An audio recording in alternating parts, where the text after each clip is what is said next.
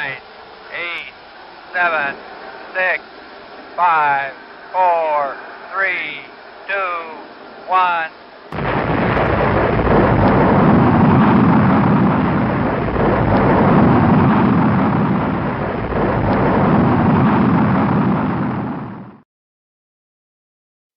I was just trying to play as many videos as possible to stall. I was about to say that this like a furious clamoring for like stuff to, because you don't have a million. I have more. But I have more, but I refrain from playing all my videos.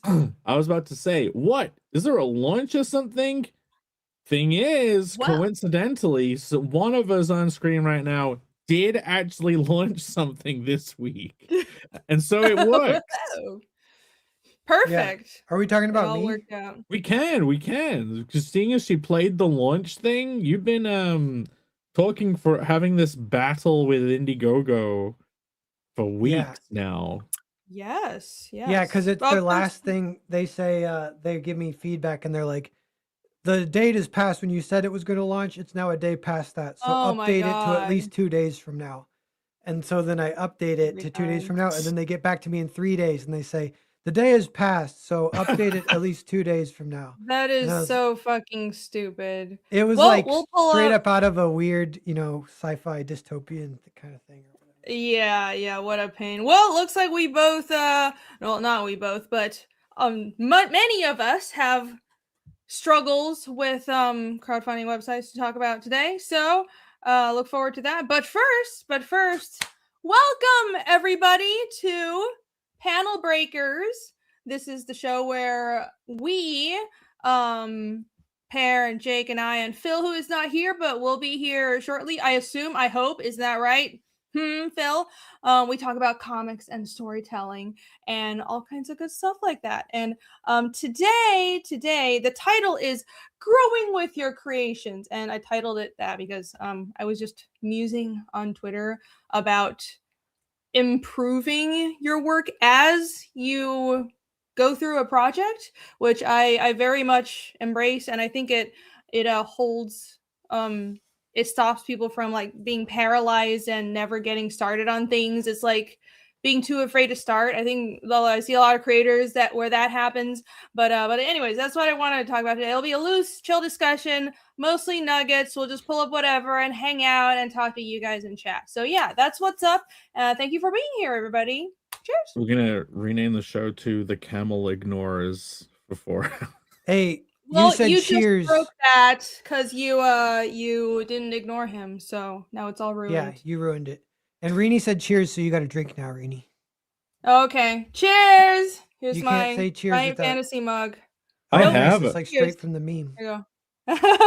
There you go. Oh yeah, you should get a mug, and then you need to get like some epoxy clay or whatever, and like you could make the skull like this can happen. The skull mug. But it can be something that like you find a mug and it just clips into it, so you don't have to wash this painted mug all the time. You know what I mean? We could find. Sure. No, I could do that. I can certainly do that. I have I'll waste more time. Not. You know what? I'll throw this out because these are the most dedicated chat members.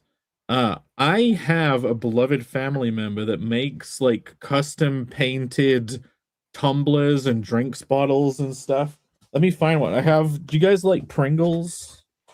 No. Love Pringles. You hate Pringles? I absolutely love prawn cocktail Pringles. And so my sister made. Oh, there you go. I said my sister instead of. Believe it or not, I have a sister. Great. So like she made this. This is like done. Some hobby women, they do this shit. They buy a million materials to make things and get really into it, and then like it goes nowhere. But this is like cut out of like vinyl stuff, and it's all laid up. And it's cool. So yeah, it's like I'm drinking. Did she cut out just like print out a Pringles thing and then it's like a CNC machine. There's machines called like a Cricut machine. It's easy enough for women to use. So like it's like a consumer end. all the stuff that you do in a factory somewhere in Chaiwanistan, like Chaiwanistan. like his one she did of Hollow Professor from Hollow Fist. That's really cool. Look, chat loves it. So looks like she made that. Yeah, that's really awesome. Wow. Yeah, I've Wait, that sounded fake, Rini. Take a drink. What? Okay, we've established this. I have resting bitch voice, okay? I sound sarcastic when I'm not being. He really does though. God damn it.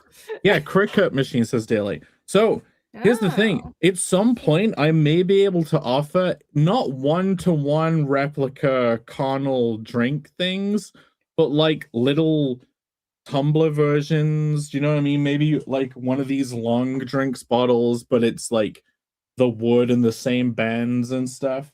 I don't know if the chat would be into that. I could make a drinks tumbler that's slugsy, but they would probably be like one of a kind, and I'd probably auction them.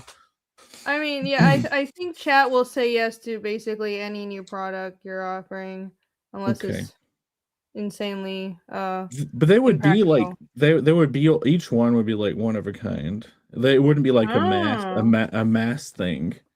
Yeah. Wow, yeah, like a handmade item. Epignosis says he would be into it. I always wonder what epignosis mean. Is it the epic knowledge? Because gnosis is knowledge. So is it the epic knowledge, or epi is an epigenetic knowledge? Isn't epignosis a real person's name? Oh, what? Yeah, Alex says Gib Tankard. Gib Tankard. The Deej says chat is dumb. We'll buy anything. Well, then that's totally what I said. Not. Actually, epignosis refers to either a Greek term for precise, experiential, and transformative knowledge. There you go. Thank you, Google AI. There you go. Deep and poignant. Yeah, no, those mugs are really cool. That would be a interesting item to offer on a campaign. It's like 3D printed and hand painted novelty items on crowdfunding campaigns, right? Well, yeah, I could. like that. You see the one you have, that cup you have, it has like, it's the wood on the outside, but there's like a stainless steel inside to it. It's like the real cup. So you can probably just make anything and put one of those stainless steel inner cups in it, and it would be fine. You could probably 3D print, and then you're not drinking microplastic 3D print crap. Yeah, let's not do that. No, that would be interesting. I mean, I sculpt stuff. I haven't in a long time, but I can sculpt, so maybe I will make one and waste dozens of hours. Let's see. You weren't supposed to tell them the truth. Oh, well, someone who makes tankers from 105mm shells, not for drinking because of the uranium. Well, that's very interesting. Who would have thought that would not be for consumption or consumer use? Microplastics are in you to give. Yes, that's true. That's true. But yeah, very, very cool. Very cool. Well, since we're on the topic of campaigns and future prospects, let's start off with that, shall we? Which one of you guys want to talk about campaigns? Because I don't have new upcoming campaigns. Well, I do, but not as impending as you two. Yeah. So what's going on with you, Pear? Yeah, so Indiegogo launched, and it was from the time that I was trying to launch this, it's been 50 days, I think. So cut to 50 days later, I finally got it launched. Kickstarter, I launched on day one. So that's the race. That's how I know. I tried to launch them on the same day. Kickstarter only has 10 days left. And I ended up making the campaigns identical. So there's not really, it's like that way there was something added, but it got added to both of them. So you don't need to switch over. I don't need to worry about keeping track of multiple orders from multiple campaigns to refund shipping or whatever. So yeah, if for people who want the bonus cover, you can just add it to your Kickstarter order. And many have. I appreciate that. It did give a little mid-campaign boost to that campaign, which is great. And then now the Indiegogo is live. And let me see here. I'll share. We can look at it real fast. Pull it up. Share.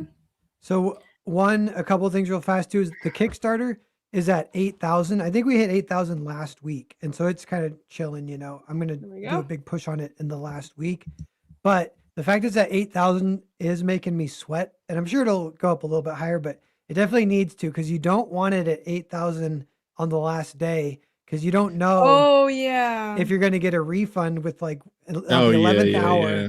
All of a sudden it doesn't reach the goal and you don't get the money. Like that would be super ridiculous. Yeah. And I just know that would annoying. happen somehow, you know. On one of the $10 million tiers, right at the end, someone's like, I don't know. Maybe I'll put it's just buy gonna one. happen. Not even like maliciously, maybe just accidentally, you know. But no, it happens. Well, everyone should back this to help boost it. Yeah, so we need to get that one above 8,000. And then this one, kind of a similar-ish situation, is the goal is 1,000. It has to hit 1,000 or you don't get nothing. So if you're thinking about backing both, one or the other, if you haven't backed either, back to Indiegogo, because the most eminent issue right now is to get this to 1,000. Then that is like successful campaign, keep the money. Because Indiegogo they don't do like, you have to reach the goal now. They don't do And do they not let you put less than 1,000? You can put less, I think, but you have to reach the goal, whatever you set the goal at. Well, they've gotten burned too many times with people just running off with money, I guess. Yeah. Yeah, makes sense. And they made a lot of changes. Ugh. Yeah, and so much of it was seemingly negative, but I'll know more at the end, because there are little things that are good. One thing it seems like they do is they do collect like anyone who's ever backed.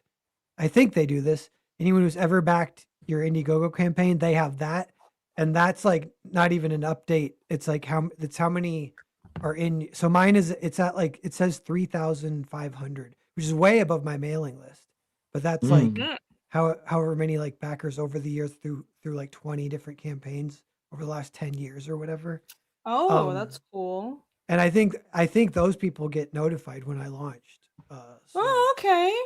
Interesting. Yeah, so it might still be worth using Indiegogo, even though that there are things about it that are annoying. I was a little like paranoid at first. I was like, they got bought out by a parent company, and I'm like, are they trying to?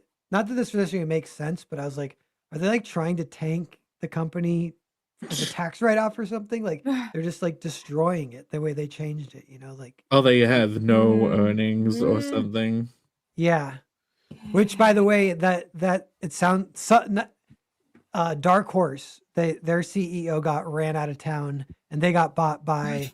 It's one of these like big multi-billion conglomerate corporations bought Dark Horse. Is that kind of the news of the week? Guy. I guess so, but I watched I watched the Matt TTT guy's video on it, and it was interesting. You guys should go check it out. It's Matt with like 7 T's.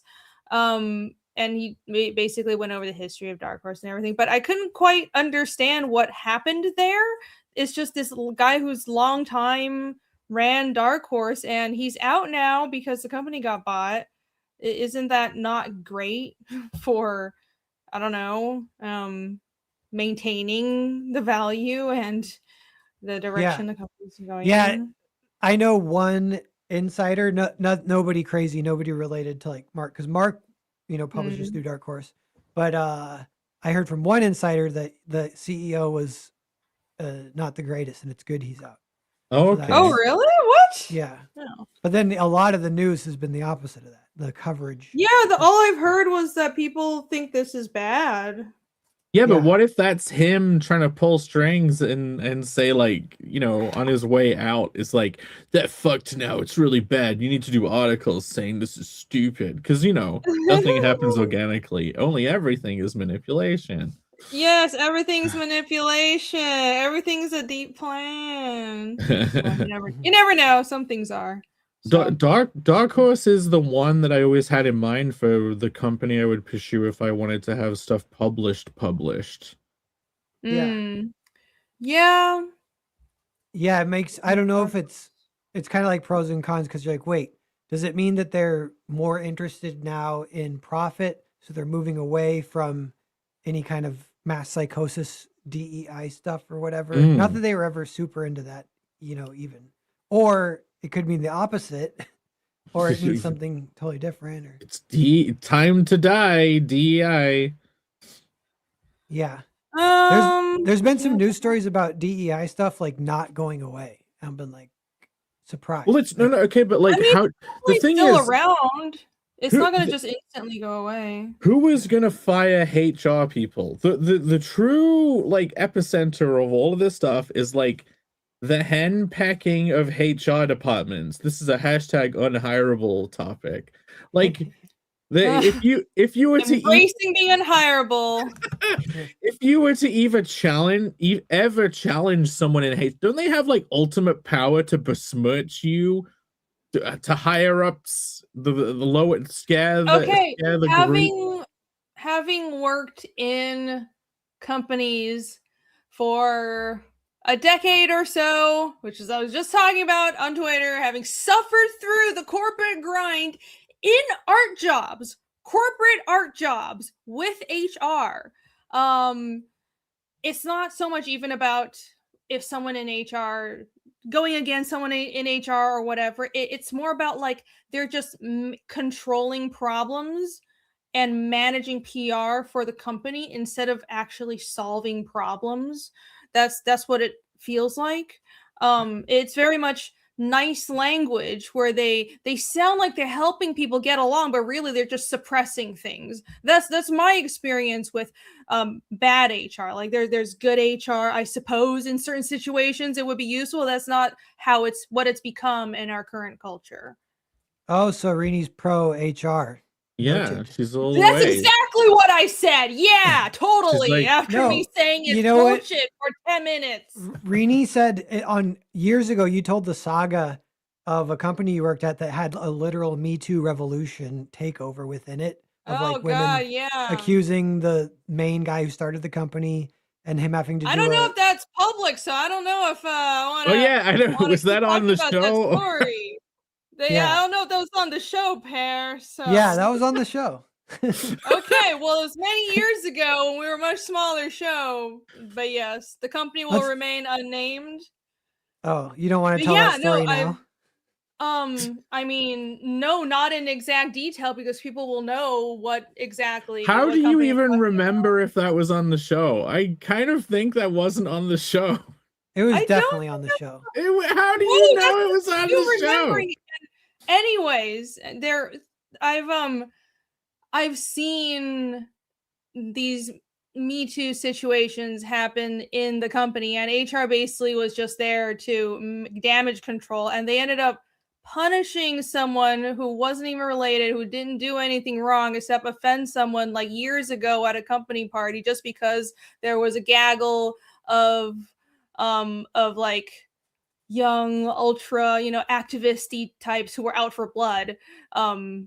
So yeah, that's as far as I'm gonna go detail wise. But and that's all I said. It was not actually helping the situation. It was not helpful at all.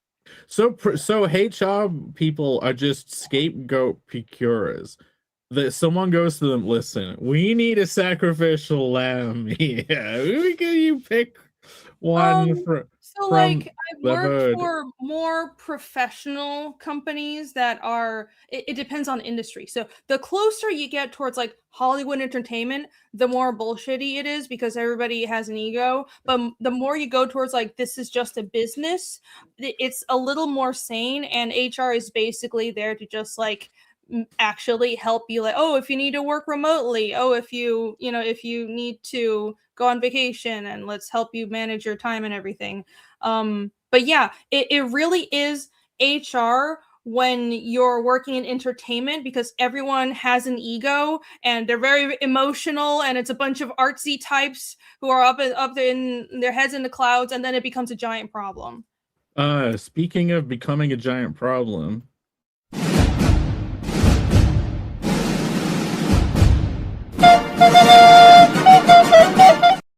welcome, Phil. I was about to do that. It's my thunder. We Okay. found What's up? Sarah. Another clip that I added. You guys like that clip? That's a good one. Hello, Phil. What's up, everybody? What's up, Phil? I heard tonight's topic is HR. Yeah, No. have you ever been a Human sacrificial resources. lamb? Wasn't. And all the human resources complaints we've all put in the past. Why don't you start first? Me? Here. Okay. Who are you talking to? Because Your I don't voice think trailed I. off Hey, there. wait. Yeah, I I have want a to say real legit- fast because I want to take this off the screen. This has been on the screen too long. 2 backers. Can we get it to 3? This is the first day. Getting to 3 would be really nice, or 4 or 5. So anyone, if you haven't backed it, take a look. Back the Indiegogo. Tonight is the hour of the Indiegogo, and it's been the 70 tier. Both backers got the 70 tier, which the photo isn't loading, which might be my fault, but actually maybe that's helping sales for some reason. But because that's the one everyone's getting. But this is the trade, the floppy, and the storytelling newsletter. So there's 3 new books kind of that have never been offered before with this campaign, and that's all 3. So if you want all 3, just grab that one. If you're like, what's new? I just want it, grab that. And the storytelling newsletters are pretty fun. I was reading some of those this morning, making sure they're good enough. And it's like, yeah, they're good. I sent them better be to an editor to double check spelling and everything. But yeah, it's like 30 essays. They're all pretty fun, loosely related to the type of stuff we talk about on this show. Okay. Yeah. Cool. The deep gnosis of comics. Yeah. Comics and storytelling, movies. No, let's make a book called Comic Gnosis.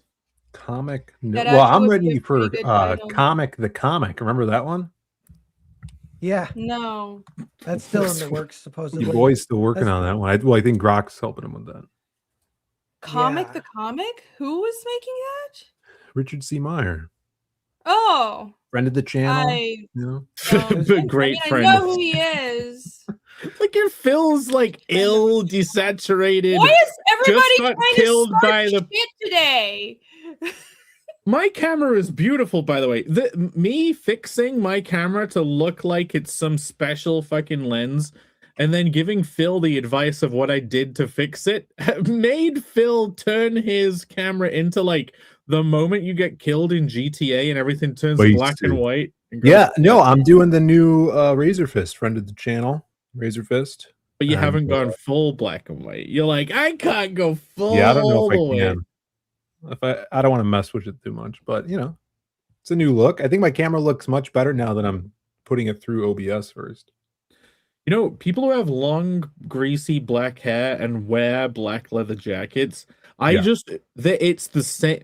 Like, I don't understand why they think they look cool, especially if they're wearing shades. And this isn't an insult. This isn't like this. No, because why are you insulting half the people we know? Wait, like they just look like they haven't showered for 3 years. Yeah, well, I guess Razor Fist is not a friend of the channel anymore. No, don't listen to Jake. But that's a tip. I'm not insulting. I'm not trying to dig. I want to come into harmony with the people who think that is a cool look, because it is typically a cool look. The leather jacket, but the kind of greasy long black hair, the shades. But I'm like the school shooter look, they call it. Yeah, classic 90s school shooter. It's not what school shooters look like anymore, Per, but it's very different now. Yeah, now it's a little bit different. We all know what it is now. Nobody's saying it. It's the complete opposite. What is it? Don't make me get my leather jacket, Jake. It's I have leather. I have 2 leather jackets, but they're not a long black. Rini, you know when that one Halloween where you dressed up as Jake and he dressed up as you? Yeah, that's was Nightmare Fuel. Oh yeah, that's what the. we didn't dress up each other. We both dressed up as school shooters. Yeah, the modern day school. Any dress up is school shooters now. That's what we're. This stream is getting traumatized. Oh my fucking god! But it's like shit. All that aesthetic looked really cool in the Matrix, but then when people do it in real life, it looks like they went to some kind of costume store and got like. No, it doesn't. You need to know how to pull it off. Listen, I like the all black look, obviously. I don't wear shades, but like you got to do it right. It's about what else you wear with it. and Accessorize. washing their hair, Oh, so no, your hair's Like not blackface. If you go black, just might as well go blackface too. green. Yeah, you need your That's dangle what earring. said, not me. I reckon someone It- could wear all that stuff and go like full white face, like goth white, and then if you're in the right area, they will think you have black face. Even though you had the diametric opposite of white face on a white person, they would think, is that a racist thing? My head's too big. Why would they think that? That would just be a goth thing. Like it is a goth thing to just wear really white makeup, but then with like dark eyeliner and lipstick and stuff. On times of J Wow. Ryan says blackface is not a crime. I actually do have a HR story that I could You tell. do? I had a HR How do you have situation. an HR story when you haven't worked a real job for like? Oh my god. It is a story from like On 10, blast. 50 million years ago. It's a pre-woke era story to do with race stuff. This was Please do when tell. so I used to work in retail, and there was a situation where I was speaking with a coworker who was not of a similar complexion to me. Was he a Muslim? No. So Asian. Luckily. Oh man, do you want me to tell you my I don't want to get arrested. It's not even bad. I don't know if this is a story that I've told before. I don't know if I can tell. I was at a Halloween party once. Is this different from the previous story at work with It's a the black different man? story. Okay. This is nested nuggets. I was at a Halloween party and everyone was asleep. It was like in London, and everyone went to sleep in like the living room, and I couldn't sleep, and I was awake. And like this guy who was not of a similar complexion to me, was like walking around the room that everyone was asleep in with a knife, like a pretty big kitchen knife, and like he was doing this thing where he was like, you know, if you were to bounce something off your hand like this, he was doing that with the knife, but the blade end was on his hand. I remember the story. Yeah, and I basically what I did was I essentially looked at the camera office style, and in my head said, "I'm not sleeping tonight." Oh my god! And Wait. So was he was bleeding? just Did he cut himself? wielding No. this knife while everyone was- else was sleeping and just Yes. sitting there? No. All He was walking around the room. So the reason why I looked at the camera and said, "Well, I'm not sleeping tonight," is I'm like, better try and dissolve this potential mass killing. And I was like, I got up and I'm like, "Hey man, do you want to like go and talk outside?" And he's like, "Okay." So we went. He said, "Sure." We both went outside and sat in the garden. And my strategy was to never go for the knife, because that's when you can like trigger the event to take place. The strategy that's normal in London. Well, I didn't see this was like probably over 10 years ago. To just keep him talking all night until other people woke up.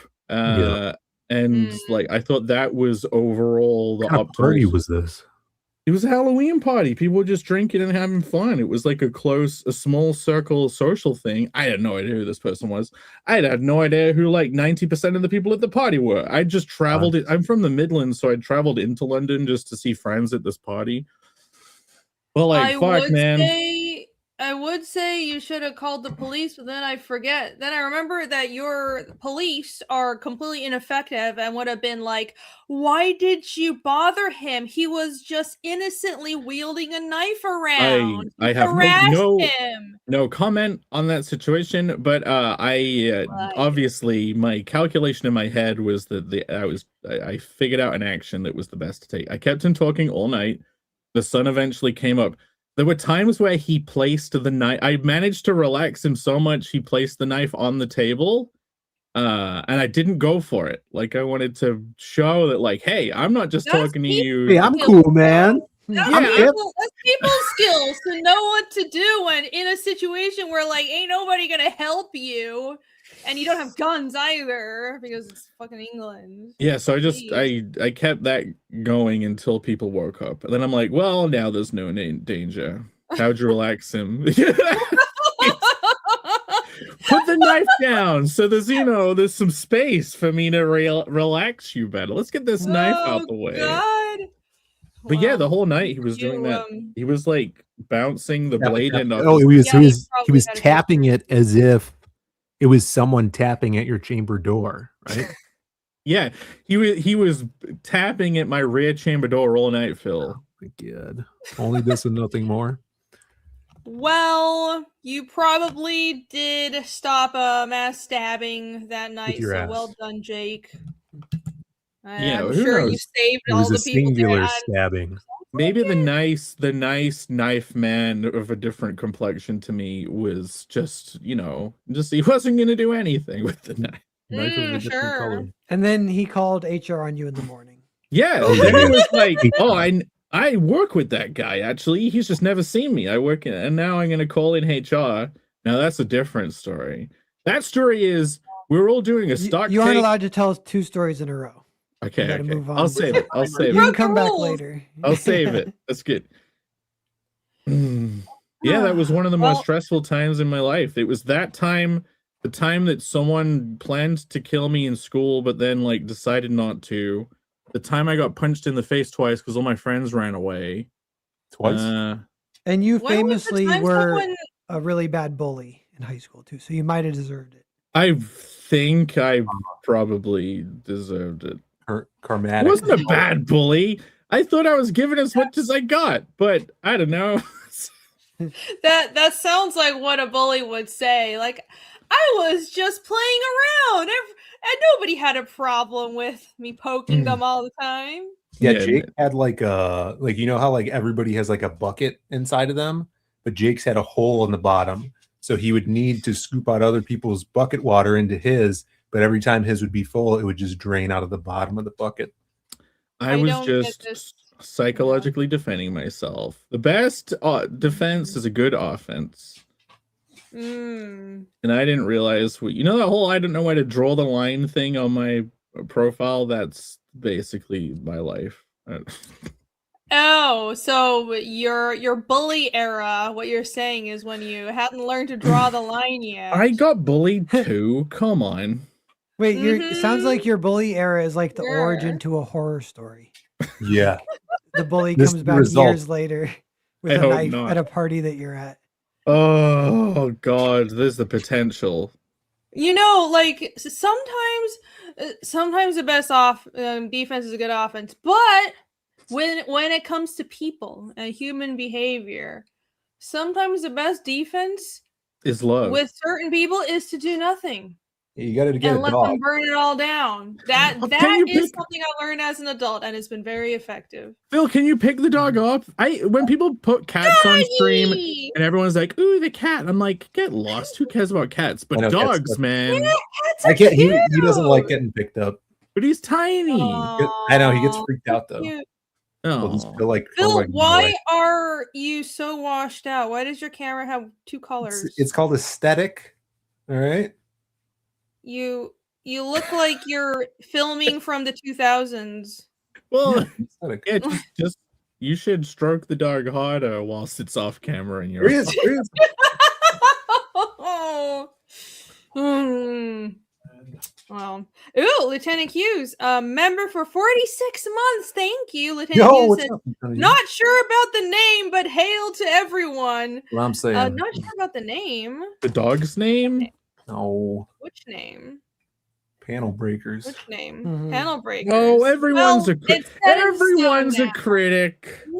That can He's be been gone done. for a while. It's been a while. Set You in know? stone. Yes, See it's that. been a while. After much struggle. Looks like kind of. Looks even worse than night vision. Just go Painful. full black and white, Phil. This like emo era. Decide. Do you want color or black and white, or just don't go know. back to how it normally looked. You Hold gotta on. go. You gotta go Right. full razor fist. Like you do not understand how cool a long black leather jacket, greasy long black hair. And Oh, there we go. shades How's that? is.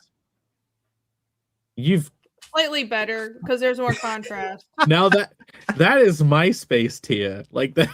No, I'm enjoying it. I like that. If you're gonna go early 2000s, just embrace the MySpace look, the early DeviantArt days look.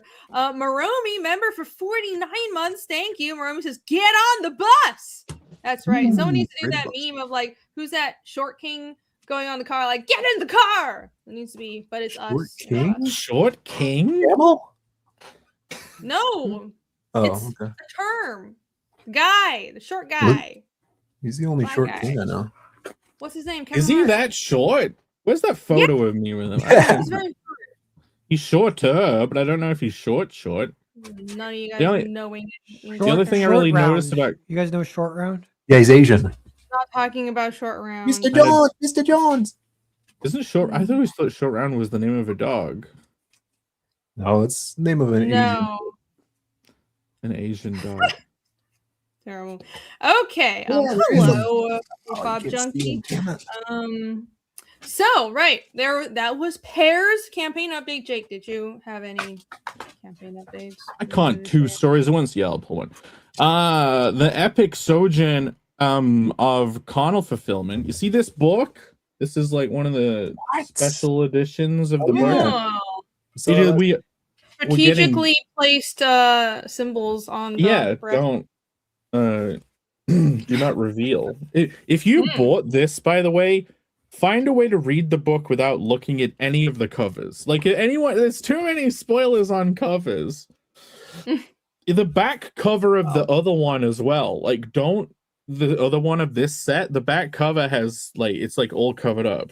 I like the texture of that book. Yeah, you got the mirror shine, and then it has the luxury. They don't call it soft touch matte. They call it like super matte in the industry. Oh, so apparently. that really, or is that just a printer term? Well, I mean, that's what I said in the industry. But yeah, so this is getting closer, but like I've been trying to gear up to prepare people for the next book. And people have been asking in the chat sometimes for a sign up page for this book. So if I can pull it up, today it went live. I have to open this URL in a different page. Connell, it's Turbo Matt next week. Funny. It's a Turbo Matt. I updated the campaign page for Connell. You can go to connellcomic.com and you can check out the all new page. The old page still exists, so it's like not lost. But yeah, like there are several reveals today. Oh my! Have you guys seen this? Para, have you? Woo! Oh, nice. Pez read it. That looks like so much fun. That the character designs and the website, the webpage, is cool. So yeah, in the background is one of the covers. So it's Conan the Barbarian side quest. This is launching on the 30th of April. I've decided by then everyone should actually have their books from chapter 1. So it's not going to feel like it's that I'm launching a whole new thing before you even get your first one.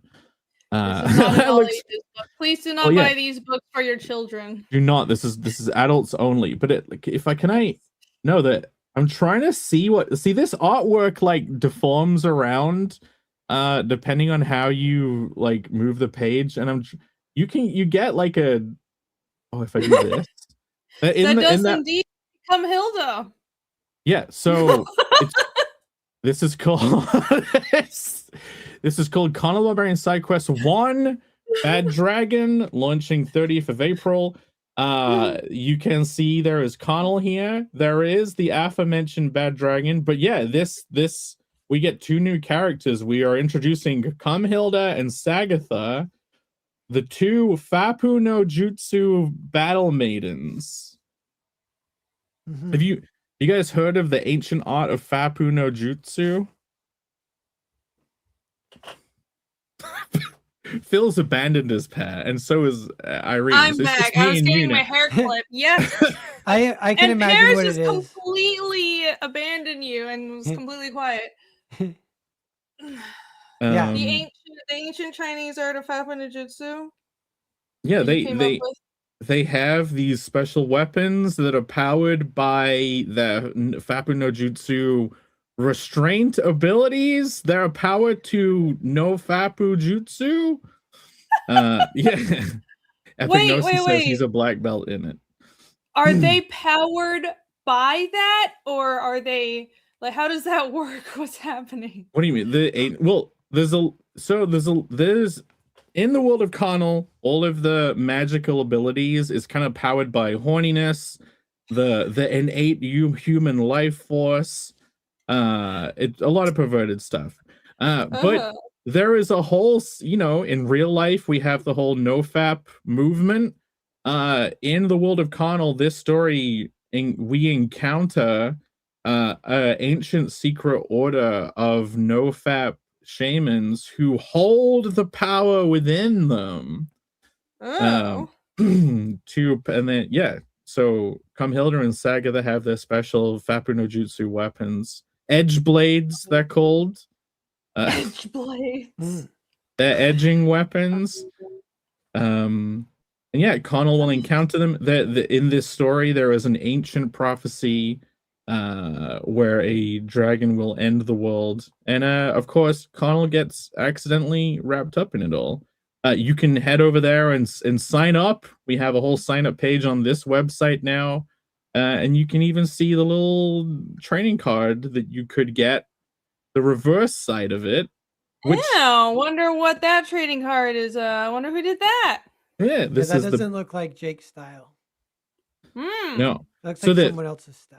I can't put my finger on it. I can't quite figure out. So this is the third sign-up card. We've had 2 campaigns already, 2 different sign-up cards. This is the third, and as you can see, this artwork looks like it maybe connects to other cards, indicating that maybe all along, all the sign-up cards have had connected art on the back side of them.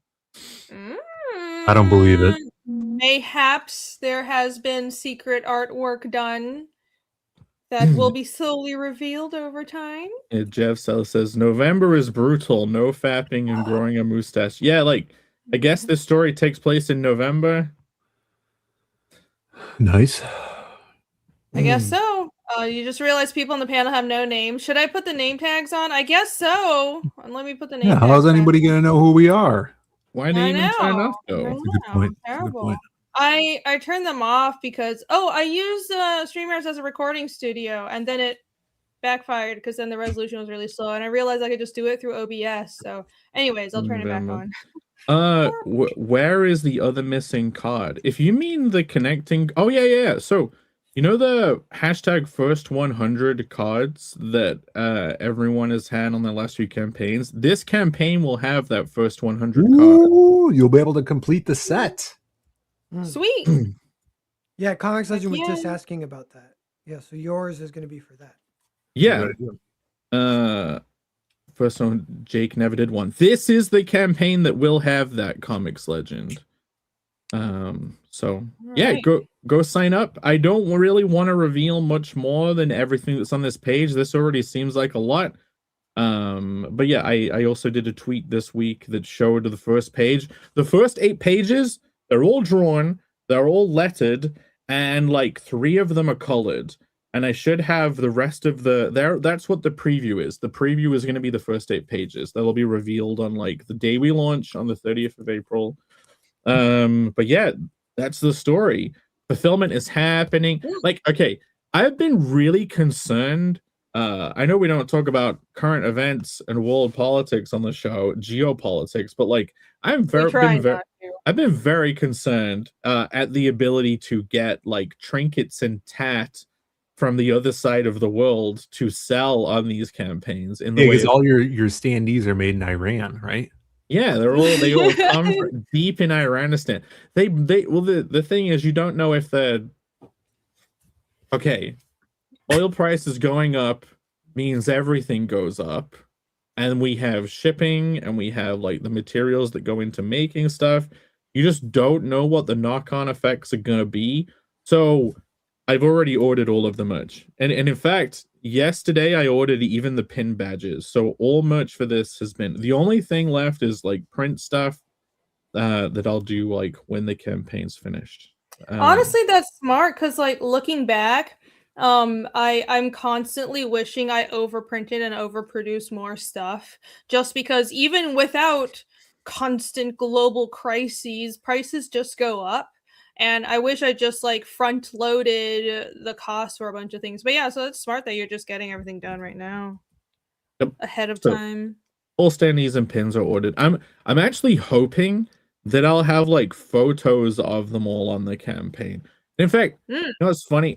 So this, instead of revealing this page today, I wanted to just put up the Kickstarter preview page. And like if you go to the website and click on the Kickstarter button, it gives you the URL for the preview, but it's not like approved.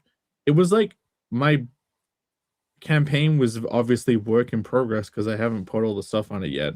And then I clicked to send it to review, thinking it would be like some automatic thing. Yeah. And then it's like, it'll take 3 days to review. And I'm like, fuck. So, and I hastily made a bunch of placeholder stuff on the campaign. So it seemed like it was getting human reviewed. Because I didn't want them to look at it and see like, this is just some like weird fake thing. So I very quickly. It's probably because it's your second campaign and it's also the same title. So they're more strict about you can't about having like multiple books of the same series open on Kickstarter, which makes sense. Yes. So that isn't live. So it meant that this wasn't going to go live today, but because of that, I wanted to have something to show off today, and this did go live. You can put your email address in here and click join. This is like a different mailing list to the MailChimp one. I will merge them, but I'm figuring out what to do mailing list wise. I think you can incorporate MailChimp into Wix. I just didn't look into it today. But yeah, so if you want to like, if you have subscribed already and you want to kind of like show me that this system works, you could sign up here as well. Double, triple, sign up all the time. Sign up over and over again. I love that dragon. Oh, sorry. I love the dragon's eyes. They're really cool. Yeah, it's very cute. I am so glad I get like wasn't gonna reveal the dragon for a while. I am hype about this guy. So as a kid, if you're a fan of like, there's obviously the Charmander Charizard link. Digimon. Yeah, he could be. There is some Sonic the Hedgehog vibes in him, and there is Spyro the Dragon vibes in him. So this little guy whose name has not been mentioned yet is like a combination of like also of Sonic the Hedgehog, Spyro the Dragon, and a little bit of Bart Simpson with the fucking spiky hair. I see it. It's all of those like little cool little dude characters from the 90s. So adorable. I keep wanting to say his name and I keep having to stop myself. Yeah, don't say his name. Let's move on from the dragon so you don't slip up. Dango Solo asks, are you doing Kickstarter first or only Kickstarter? What's up, Kickstarter first, maybe only. I don't know if I'll go to Indiegogo. If I go to Indiegogo, I have to like figure it out, but it would be quite a bit later. That's so funny because like obviously we've all used Indiegogo a bunch, and then now they're changing it, and now it's like, oh, Kickstarter is seemingly easier to use than Indiegogo now. So we're doing Kickstarter, and then if we manage to figure out how the new IGG works. Yeah, they've changed Indiegogo so much, and like the guy that I was in contact with that was really helpful for Fiendish 3 apparently isn't there anymore. So now I'm extra annoyed because like the one plus side was there was a period where they were really helpful. There was a comics lead guy, his name was Andy, and he was like really great, but I don't know what's gonna happen now. It seems like everything's just confusing on Indiegogo, but well, whatever. We'll wait and see. Yeah, it's a shame. It's a Wait and shame. see. The last email I sent to that guy was like, "I'm very confused with this new website. Don't know what to do." And he's like, "Yeah, Yeah. You and everyone else. buddy. yeah." Yeah. You I can go emailed him like asking about something, and the reply was, "Oh, this person doesn't work here anymore." So I asked them to turn on pledge editing. So, by the way, if you back Fiendish 3 and you want to edit your pledge, you can do so now. But that's what I was emailing them for, to turn on pledge editing.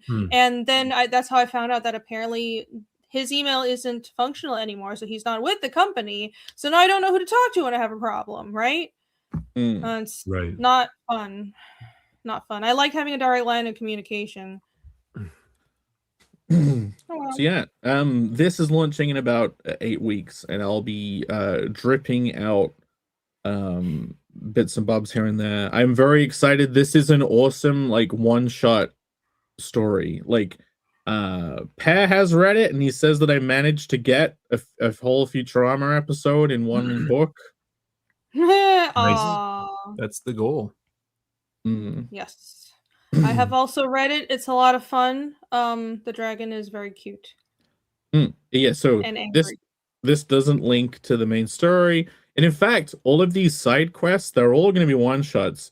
And part of the fun is, if people are reading both series, trying to place the timing of the side stories in between the main series books to try and figure out, like, because at the start of the first book, Connell does not have his iconic golden braces. But at the start of this, he does have one, if it's just off screen here. Like, he's got a little gold brace action. There we go. Oh, look, you can fully see in the bottom corner now. I made sure that this was like cropped off no matter what you did, so it's okay. But look, that is the soothsayer. Oh my god! That is the Fapu no Jutsu soothsayer. It's a great book. Well, it's gonna get. Well, as you can now see, knows he has his what they can braces. look forward to. Yeah, you can.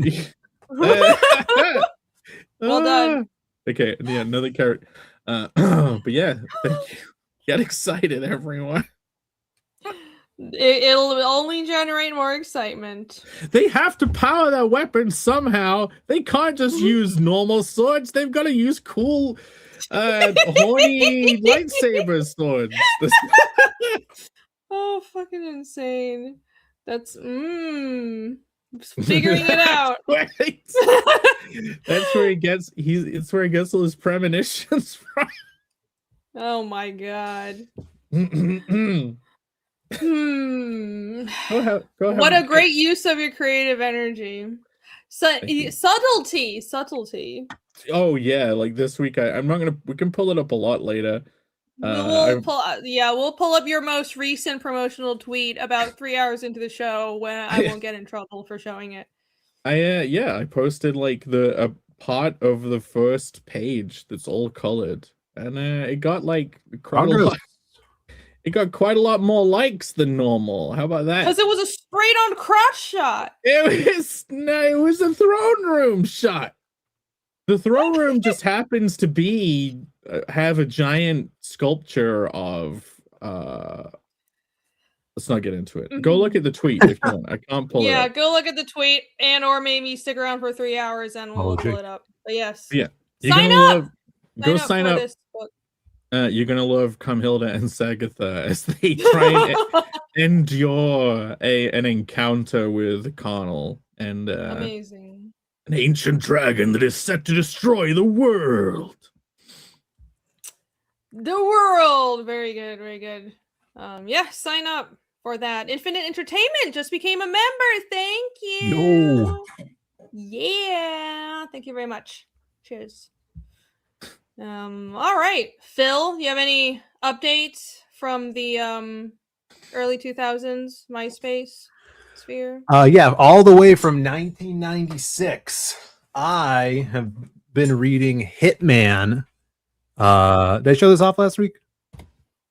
No. If you did, I don't remember. You showed it off on like your Monday stream that I totally didn't watch. Yeah. I just got it. So I ordered it Thursday night after, well, maybe it was before the show. It was around 10:30 my time. Thursday night order it. I got it Friday, next day. Crazy. Garth Ennis, John McCree. I feel like Pear, we talked about this. Maybe Yeah, you guys maybe ordered it. I think But yeah. you did have it last week. You I did have it last I week. read the first 6 issues, and I'm enjoying it. Everybody I talked to, it's like this is one of their favorite series. It's the best Garth Ennis work, even though Shelby thinks Preacher is the best Garth Ennis work. But this is cool. A Hitman in the DC universe. Have you read Preacher? I've read probably like the first 10 issues of Preacher. Okay. I was about to say you've got to read it. Yeah, I don't know. It didn't really grab me. But the Western guy, I got to when he came in, so I got all the sexy Preacher hardbacks. Hardcovers, yeah, that's nice. Oh. So I'm pretty sure that was after this. The first story arc is Hitman's hired to kill the Joker in Arkham Asylum, which is pretty funny. But yeah, I'm enjoying it. I'm like really excited to get through it. I got this, and then this came as well, which is volume 2. There's 2 volumes of this. Look at all this freaking. Oh damn, that's a lot of book. Is that the only volumes? Yeah, they just came out last year. Volume 1, volume 2. There's an ending to it, I hear. And yeah, so this is a little homework that I'm doing. Victor, what are you talking about? I'm right here. Hi. She's right there. So that's for homework for future project. And then progress is always being made. So check this out. This is a little sneak peek of a new page from the man with no strings, blinding you with this black and white new gnarly enemy, new gnarly bad guy strolls into town. This is for issue 3. So what we're selling right now, the pre-order is issue 1, and that is going to be shipping out after April 10th.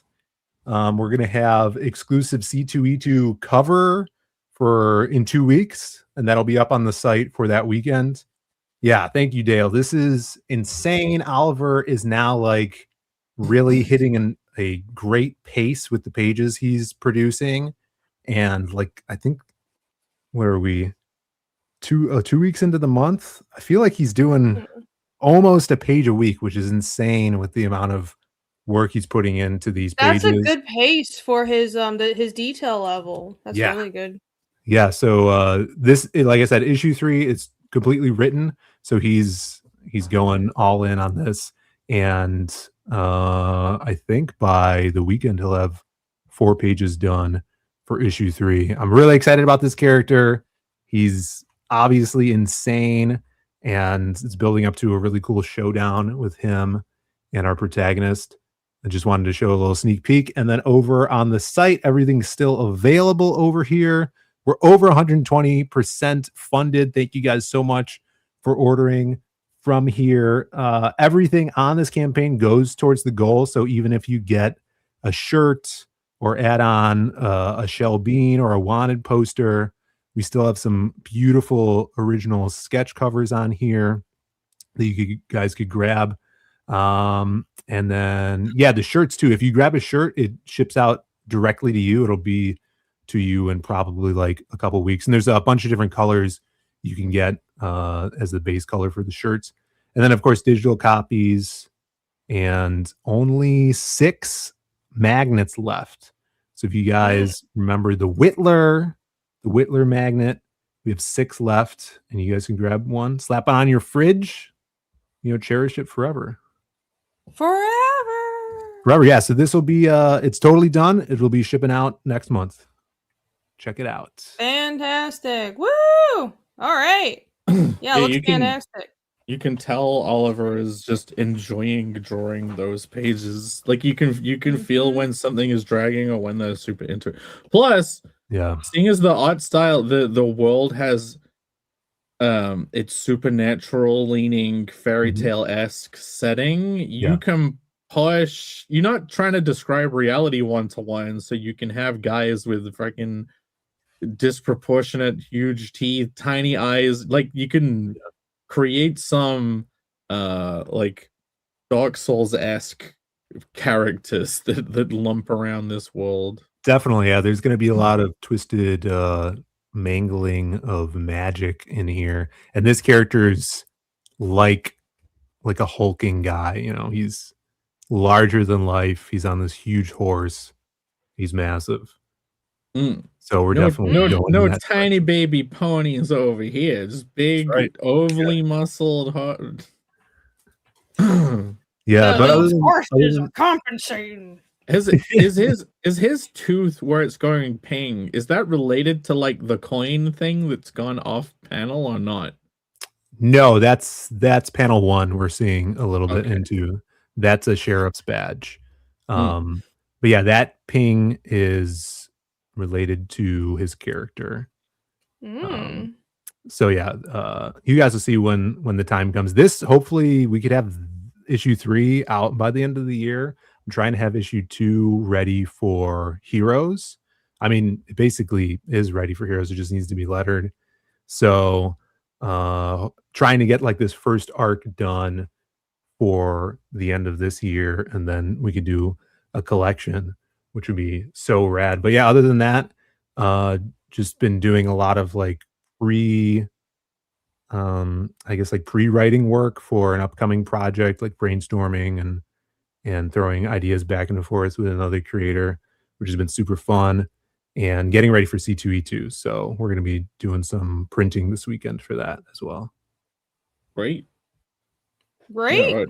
Yeah, I'm really hoping that these characters, the designs end up getting pushed almost in like a One Piece proportional direction. I know it's not going to be all the way there, but just seeing this guy's head is making me think like, man, what if they got real extreme?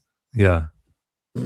Yeah, I think you'll enjoy it, because I love that stuff, and to see that type of like characterization and caricaturing in Oliver's style is wild. Yeah, because it's obviously he's not a cartoony guy, but if you can push something to have what you would say is more stylized cartoony proportions, One Piece style, but it's like drawn with that realism, grit, detail of Oliver's style, I think that would be a like an amazing combo. Yeah, I'm looking forward to it. I'm trying to build like a gang of rogues, you know, like I want the villains to be as awesome and character-y as the heroes of this story. Yeah, now you're saying that, I'm thinking like I'm trying to imagine all of the like Venture Bros tier concept villains of like there's a guy who's made out of all gold and everything. It's called Midas or something. The Midas. That's you're thinking of for the project that is unannounced. That's what that book is gonna have. Okay. Like, shit, you know. Okay. I mean, I wasn't accidentally talking about that. I did mean this, but at the same time, that is good job. Yeah. There's an unannounced project? Camel wants to let her. What? Yeah, Camel will let her for $2,000. That's a reasonable price, right? $20,000. $20,000, even worse than I thought. I could afford 2,000, but not 20. Casey Anthony says, "I hope there's a cowboy with a heroin addiction." No idea what's going on. That was a thing. There is going to be what? I mean, I guess I don't know if it was heroin back then, but there will be a story arc where opium is a big plot device. Sweet. Down the line.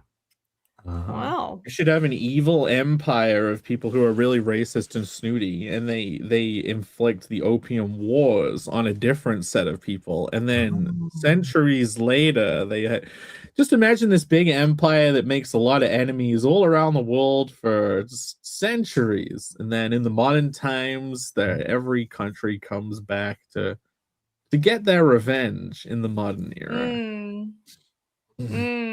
Everyone's Nah, really mad I don't at them think for I'm no gonna do that. reason at all. Let's Don't know where you'd go for that inspiration. Let's see. They're saying that Jake and I look like One Piece characters. Yeah, I saw that. I would love to be I like suppose so. as huge as a One Piece guy. Like if you're one of those fucking, the guy's frame is like twice the width. Could mug anyone. Like he walks into the room, everyone else is insta mugged. But That like the has to head, be in the meme now. Jake as a One Piece character. Jake, all of us is We already did that. Remember we did the Oh whole. yeah, he it did was do all that. One Piece. That was awesome. That was more literal. Yeah, it's true. Like Alex, all you have to do is take a photo of us, Photoshop like a weird proportion version, then convert that into like an Oliver Isabedra / One Piece style. A lot more work, but you know, much more. Yeah, you have to see if the AI can merge styles now. The ultimate test.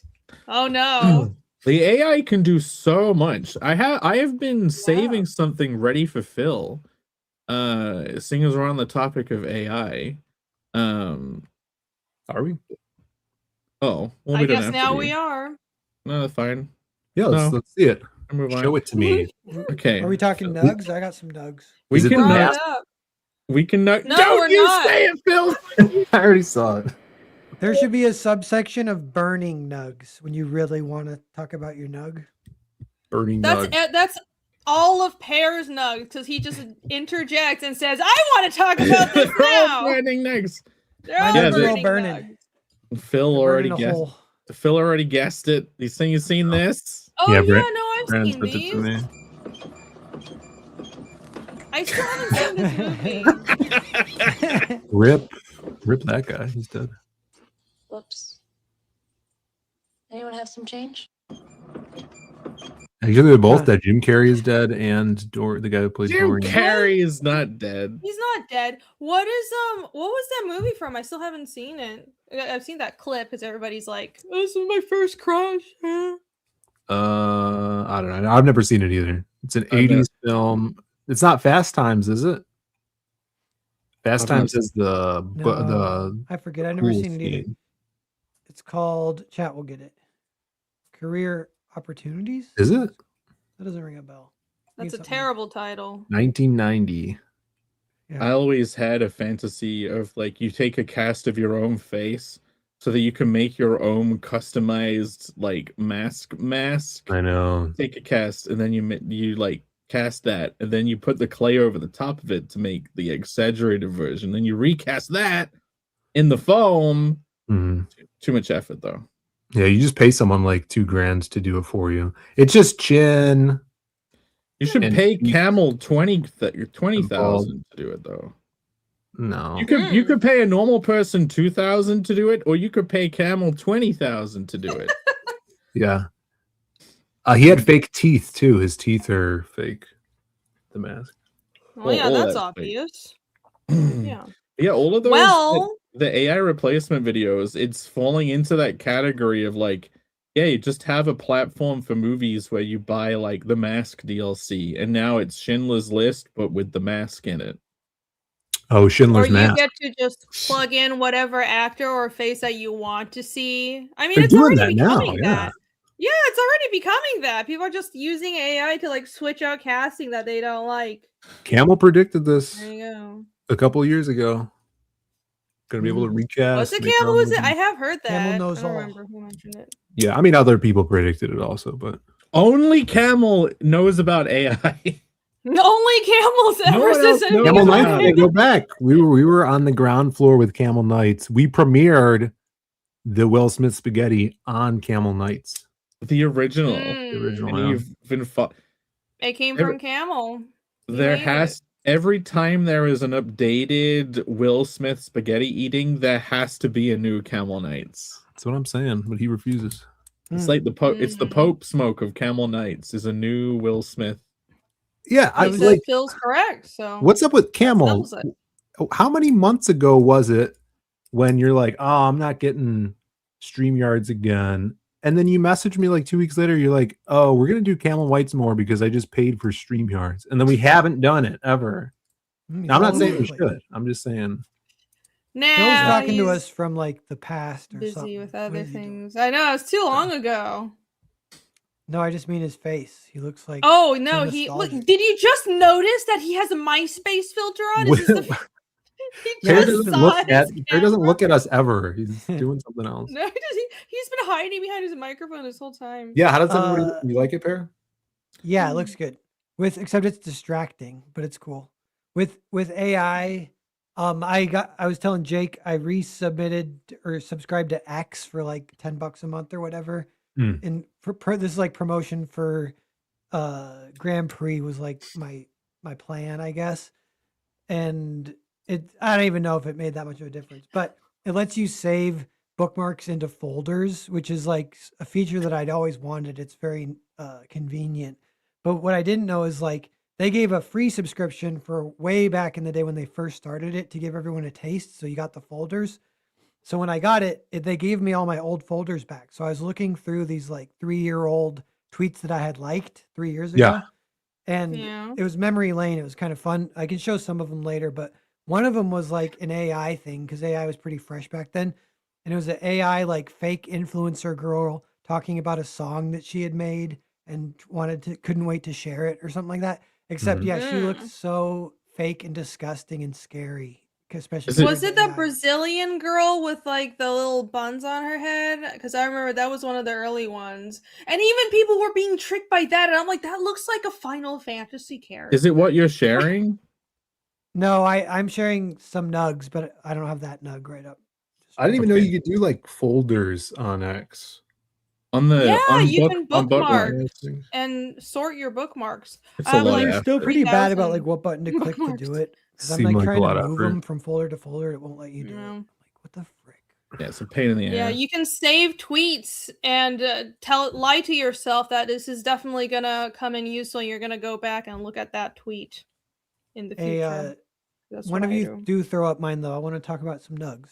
What's up? Okay, I'm firing off some rapid fire nugs, and a few are big, and we'll go through a few fast. But one of them is this guy saying, watching 40-year-old version and realized selling a bunch of superhero collectibles to open an independent electronics store is among the worst investment decisions you could have made in 2005. Isn't that funny? It went the exact opposite. He didn't want to do it. Some woman, some Eve in the garden, want him to give him the fruit of selling all this cool shit. She worked at an eBay held on to that stuff to like for another, like 15, 20 years, he could have sold it all and retired completely forever or whatever. Listen, a partner that makes you give up your hobbies, that's the wrong choice. You should what if your hobby's gooning? You should. Every man needs a hobby, Phil. Every man needs a hobby. Women need more hobbies too, apparently. My God. Oh, that's a fact. So that's a generalized fact that will always. That's a generalized fact that will always be true in any time frame. No, life is so much better when you have a distraction and you're not permanently online. Like, please get hobbies, everybody, men and women. Touch grass. They say, yeah. Touch grass. Yes. Go to the gym. Yes. So one thing about this real fast is it is fun to think of like a movie, like trying to like sort of like think of business, basically. Like it's a guy who has to make a solid business decision. So it's representing like what the filmmakers all thought at the time, and they were way off. But you can't really hold it against them because it's just a comedy. They can get it wrong if they want. And it's almost like useful. The fact they got it wrong is fun to look back at as like a data point, rather like if they got it right, it would almost be less special or whatever. Cause like, who cares? You got it right. Big deal. But yeah, I like this subgenre of like movies, what they aren't even supposed to be about, looking at what they were guessing. Like look at a Bond movie and see like, yeah, what from the time were they interested in and talking about compared with other Bond movies. Sure. You know? Yeah, go and watch iRobot and see everything they got right. Yeah, like even with the Bond movie thing, it's like he always has a car, you know? So like the Bond car is always like a kind of special thing that it could change over time, you know? And there could be like a moment of mass psychosis where for some weird era, the Bond car became like the, what's the Tesla Cybertruck or something like that. Yeah, well, they say that now. They make Back to the Future now. The DeLorean is a Cybertruck, and it's immediately lame. It's no. Yeah. Oh yeah. DeLorean's dope. Okay, No, those, rapid fire. This guy goes, the algorithm has been pushing way more Japanese content, and it's almost always a certified banger. This is translated from Japanese, and this guy says, when I was little, I thought this was a photo of my ancestors. That's great. No, okay, so it's not just me. I thought that it's just because I liked a bunch of tweets from like Japanese anime Twitter, and now half my Twitter feed is Japanese. But I guess they're pushing it. That's cool because you can just instant translate and talk to anybody from across the world. It's great. Yeah, I do. That's They're a really fucking nice funny. thing about X. They're so funny. It's awesome. Latinos are funny too. Like now, a third of my feed is like Spanish and it's Japanese and it's actual English speaking people. Yeah. And foreigners, I trust them way more. Whatever they say, I always laugh just to be polite. As long as they're foreigners, I automatically trust them, even if it's some account in India. You know what? Yeah, except India. I don't trust India. When you guys, no. Yeah. When you guys are on Comic on Crusaders, we talked about this one. So this is Dark Here, Horse. you gotta let us talk about this stuff before you just bullet past him onto the next you one. just blast him. my No, God, he these are did say it. actual You got 3 subjects. hours. He did say it's Marinated. I rapid know. fire Calm nugs. down. Slow it down. I got like 20 nugs Oh. burned a hole. I gotta get through. You nugs okay? too. You said in chat you didn't have any nugs, and now you're like, I have so many. I'm just You didn't have gonna any golden nugs. I want to We get to the one lampshade- golden nug. I have one golden nug. You guys are gonna love it.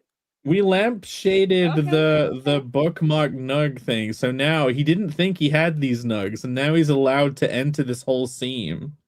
Yeah. Well, Okay, all so right, this one, all right. this is a quote. And also, quick aside, if I do a sports talk, I can sometimes sense you guys being like, "Oh, sports, we don't like sports." Haha.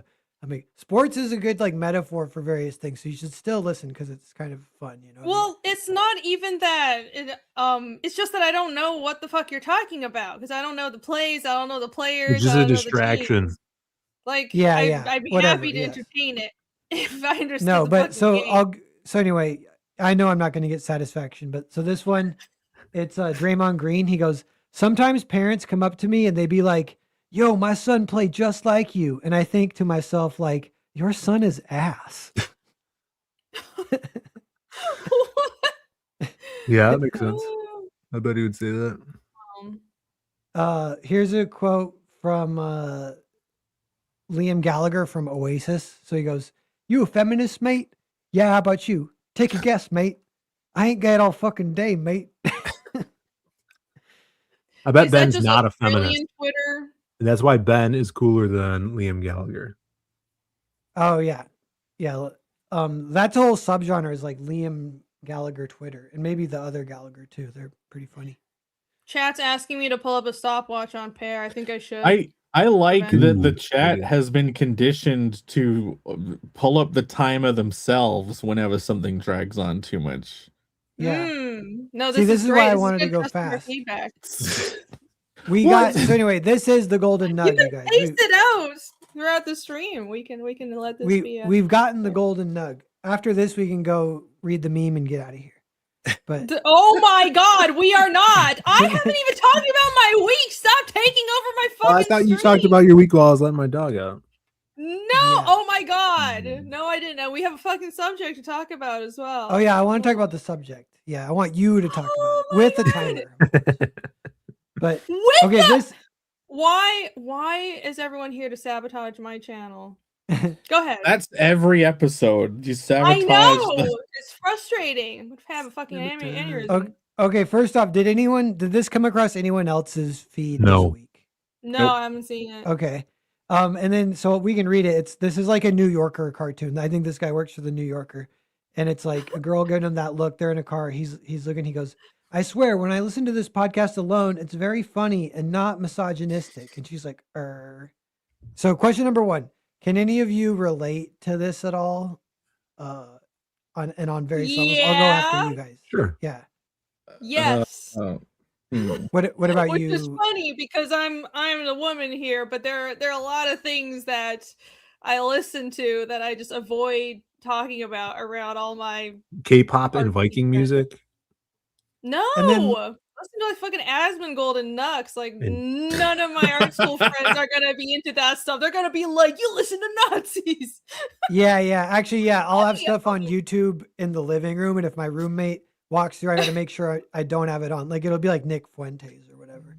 And I'll be like, Oh, he lives a couple towns over. Hell. Yeah. Wow, fascinating.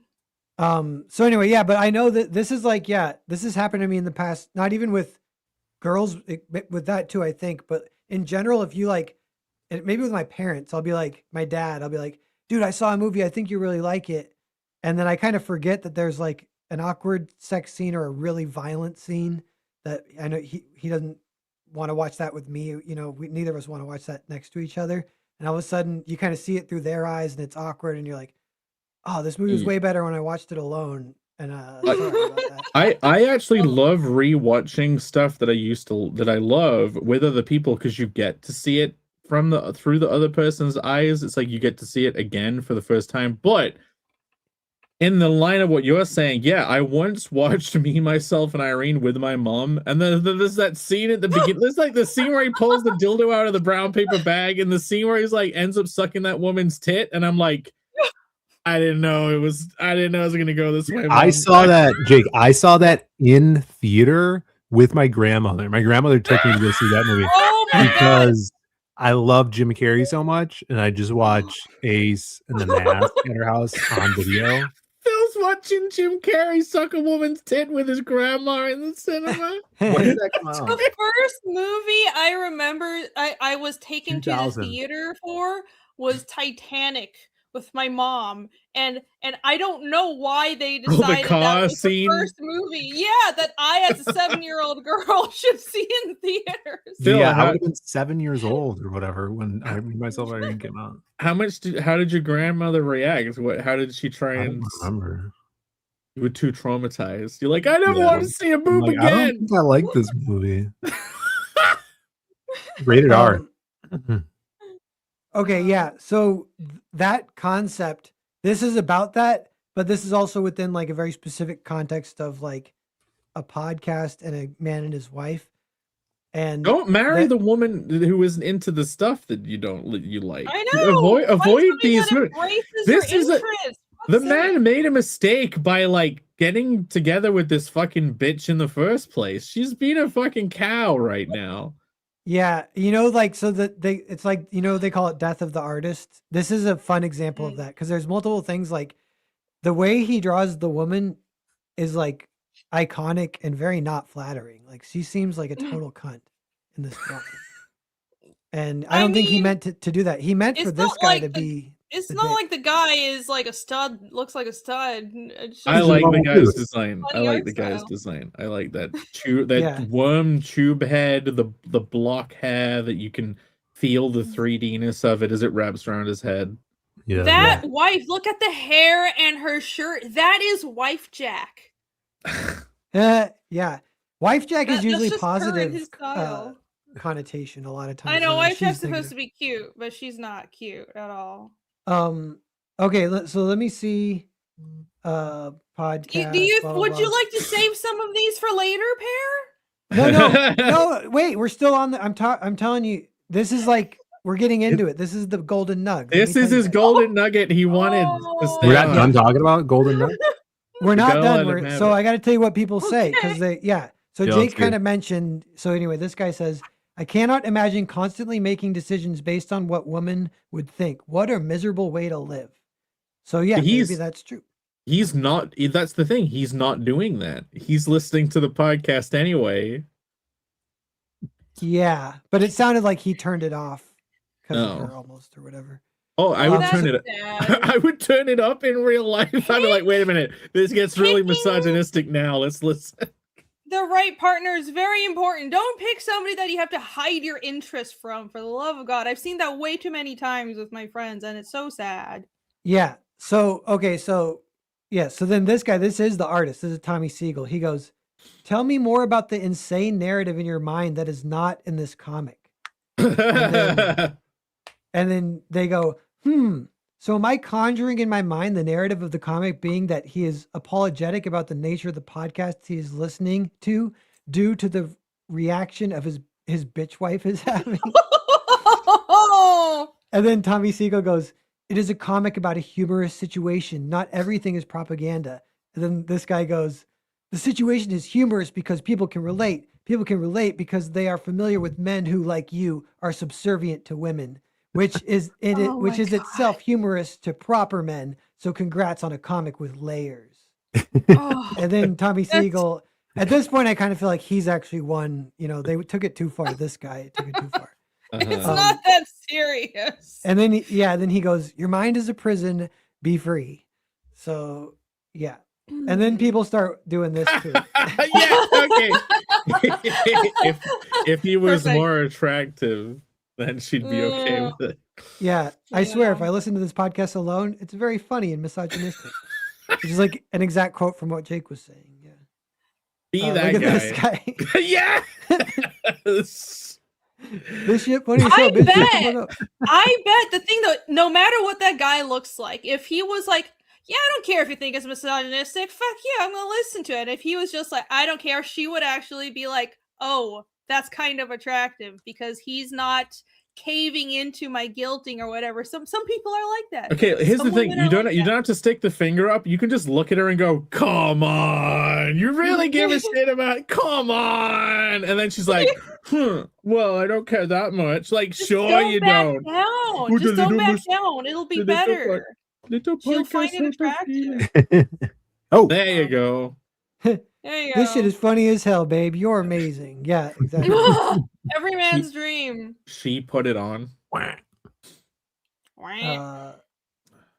Here, this is what I was looking for. So this is funny. They switched them. So I swear, when I listen to this podcast alone, it's very informative and not just sublimated rape fantasy.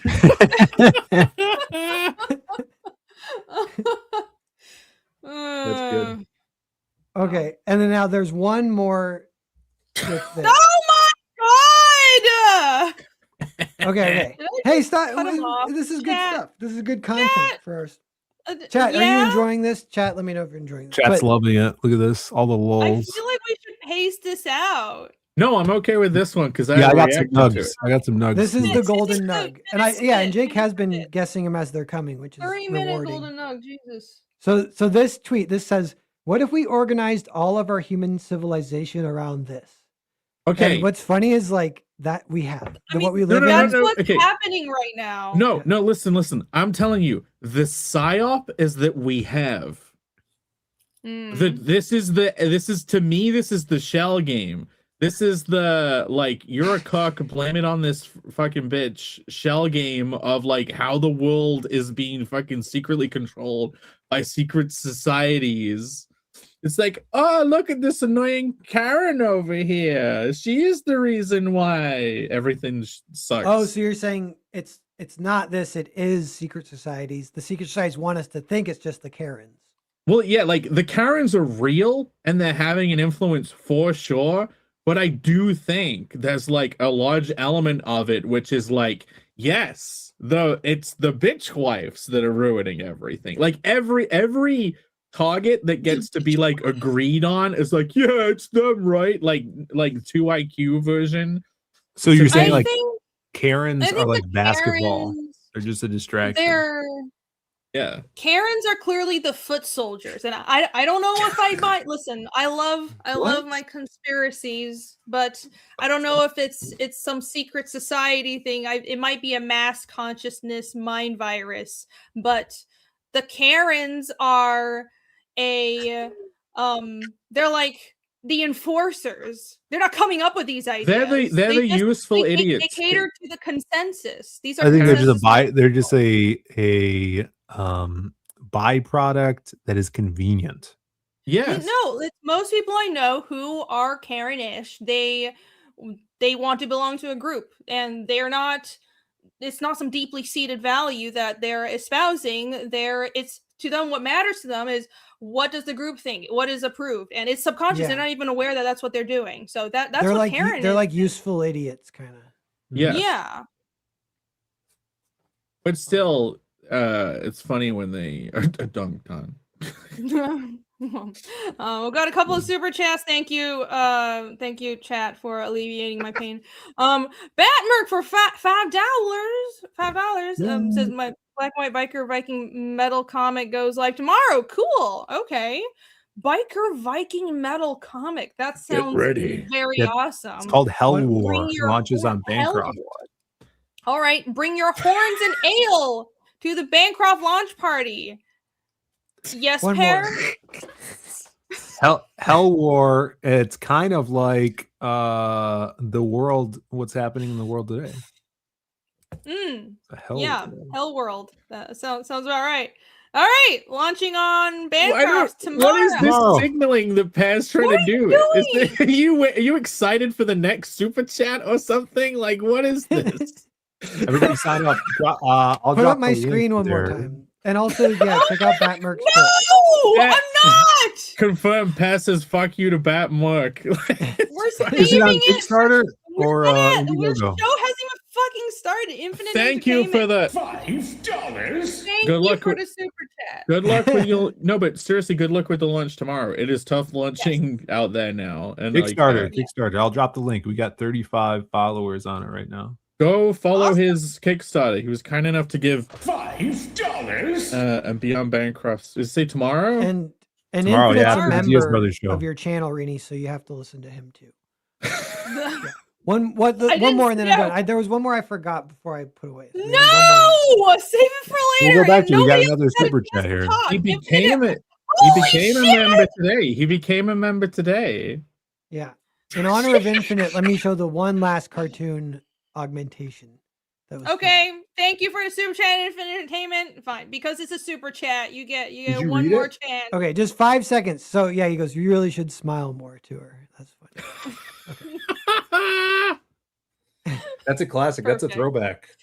That was Yeah. Like 2020, huh? 2019. Remember those simpler times? Not really though. They weren't. Yeah, they weren't. It We was were not that ignorant. simple. We were ignorant to all the No, you're ignorant. cannibalism. 2016, the whole like you should smile more, and that was 2016 era. And I do feel like even though things were wrapping up, our problems were a lot simpler. It is kind of fun when you're in a relationship and like it's done and you don't want to be blamed for you ending it, so you just want to like annoy them so much that they end it so they're the bad guy. And then you do just say stuff like, you really should smile more, and then they get pissed off. You're like, I was only joking, come on. And you just piss them off so much they're like, that's it, it's over. And I'm like, oh, thank God. Listen to Jake's relationship advice. Clearly the Does way anyone- to make things. Have any of you guys ever done that? You don't want to I be the think one that I think I accidentally did it, and I had it done to me, and it both sucked. The smile. When I did it, it was on accident, though. I swear. But yeah. no the Someone asked making me to go ahead. go on. Making a joke. No, making someone else break up with you because you don't want to be the one who's to blame for dumping them. So you just piss them off. That just sounds like you're avoiding doing. That's even more work. Oh my god, just do the difficult thing, get it over with. It's fun I though. don't know what I do the breaking. Jake's a psycho. Just kidding. And somebody said I should read the super chat out loud, and I should because. Yeah, I I gave thought money. you did. I thought you didn't read that one. Will you guys let Pear Talk? It's his show after all. I mean, it's not. Clip that. It's on Clip my that. channel Use it this 1,000 week. times. No. Permanent. Oh my god. I am just here to suffer. I'm here to suffer. Thank you for That's the what life's super about. chat. I let you go through all those notes. Cranberry Langers for 2. Thank you very much. I think it's both their fault. Weak men / crazy women. I assume that's crazy women. It's Well, it's just women. you- It's just It women. is- It's redundant if you say crazy women. It's just women, full stop. Yes, it's all women. I think it's a lot of people who don't live in reality. I think that's the problem. There's a lot of people who have they've been so comfortable that they've been able to just have their heads in the clouds and not live in reality, and they've been so comfortable all their lives that they've never had to develop that part of their brain that is wired for like, what are consequences? What are the consequences of my decisions and of the things I support and the things that I do? So they don't have any of that. They react to things emotionally and in the moment, and that's just constantly a disaster because that makes you easily manipulatable. That's what I think. So all women. No one looks. Oh my god, I wasn't aware that this was the Hate on Women show. How can you live in reality when reality is a bunch of cannibals? You know what I'm saying? Oh. Phil, reality is just a hallucination based on vibrations, and they want you to think reality is a bunch of cannibals so that reality gets to exist. Well, it does exist. There's no objective reality, Phil. I object to cannibalism. How about that? I object to reality. Wow. What an amazing, strong moral stance for Phil to object to cannibalism. Phil, knock it off, people. Stop with the hunting of small humans out in the wild. I don't know what's happening. This is true. I don't know what's going on this week. Oh. Apparently the stars are aligning. Clearly things are a little bit crazy in the world. So well, Mercury's in retrograde for a couple weeks now. Phil, are you turning into me? If our edgy jokes are a little much, we are joking mostly. Not completely, but mostly. Yeah, shit's fucking crazy. Phil, the stars are aligning, so there's some energies out there, okay? Phil Let us have some fucking fun. It's finally just realized astrology is real. It's okay. Astrology is more like a clock than a dictator of what happened. We're not talking about astrology. I'm not getting into this. Look, I realized I could pretend to be you guys. I'm sorry, chat. Sorry, I failed you. I didn't even know what Mercury was 5 years ago, you know? What was it? Roman god of speed and male. Some kind of silvery thing that'll poison you. I tried to cover any of the boobs, so hopefully I did so, and I won't get my chance. Is it the sketchbook? So yes, so hell yeah. As I have mentioned on stream, and I posted this on the Twitters a few days ago, I am working on an art book. Not really like, well, I'm working on it as in I'm just putting a bunch of art that I already have done together. The only piece that I still have left to do is, okay, so if you see the 04 over here, this is a Angel Woman. I want to draw a, what's it, Devimon? Angel Boobmon. Angel Woman. No, this is the actual one. It's a Phil, it's the best Digimon. I know. Is that the one you did for this is the one I did at Heroes. Yeah, that was. And I want to do a Devimon. I'm so glad that you're putting that in there. There's a goth version. Yes. That's awesome. So I want to have that. These are going to be across from each other. So that's like the only piece I still have left to do. Otherwise, I'm just doing some, like, I think I'll color a few more pieces. I'm just doing really simple colors. But this is work that's already done because I've drawn, you know, you guys know I did auctions. Used to be more frequent, but still sometimes I'll just draw fan art and some of these are convention commissions. So anyways, I have like 5 years or so worth of fantasy girls and elf girls and just drawings. I've actually had to filter out quite a few pieces for this book, but I'm putting together an art book of a bunch of stuff that I already have, just refining it a bit and throwing it all together. And it's work that's already there, and I want to have it ready for Heroes Con. So I will launch a campaign for it. It'll be just a short campaign, maybe in like a month or so, once I have the cover done and everything. But yeah, everything will be ready to print. So it'll be a super fast turnaround because I want to have a new thing ready for Heroes. So be on the lookout for that. And here's a little sneak peek at the interiors I want to expect. They look great. I'd never seen the chick with the flute. Like octopus tentacles or whatever. Yeah. That looks awesome. I don't think Thank you. I haven't shown the color version is new, but I did that for a Red Valkyrie auction as well. I missed Yeah, that. it's a couple Is years it old. digitally colored? Yeah.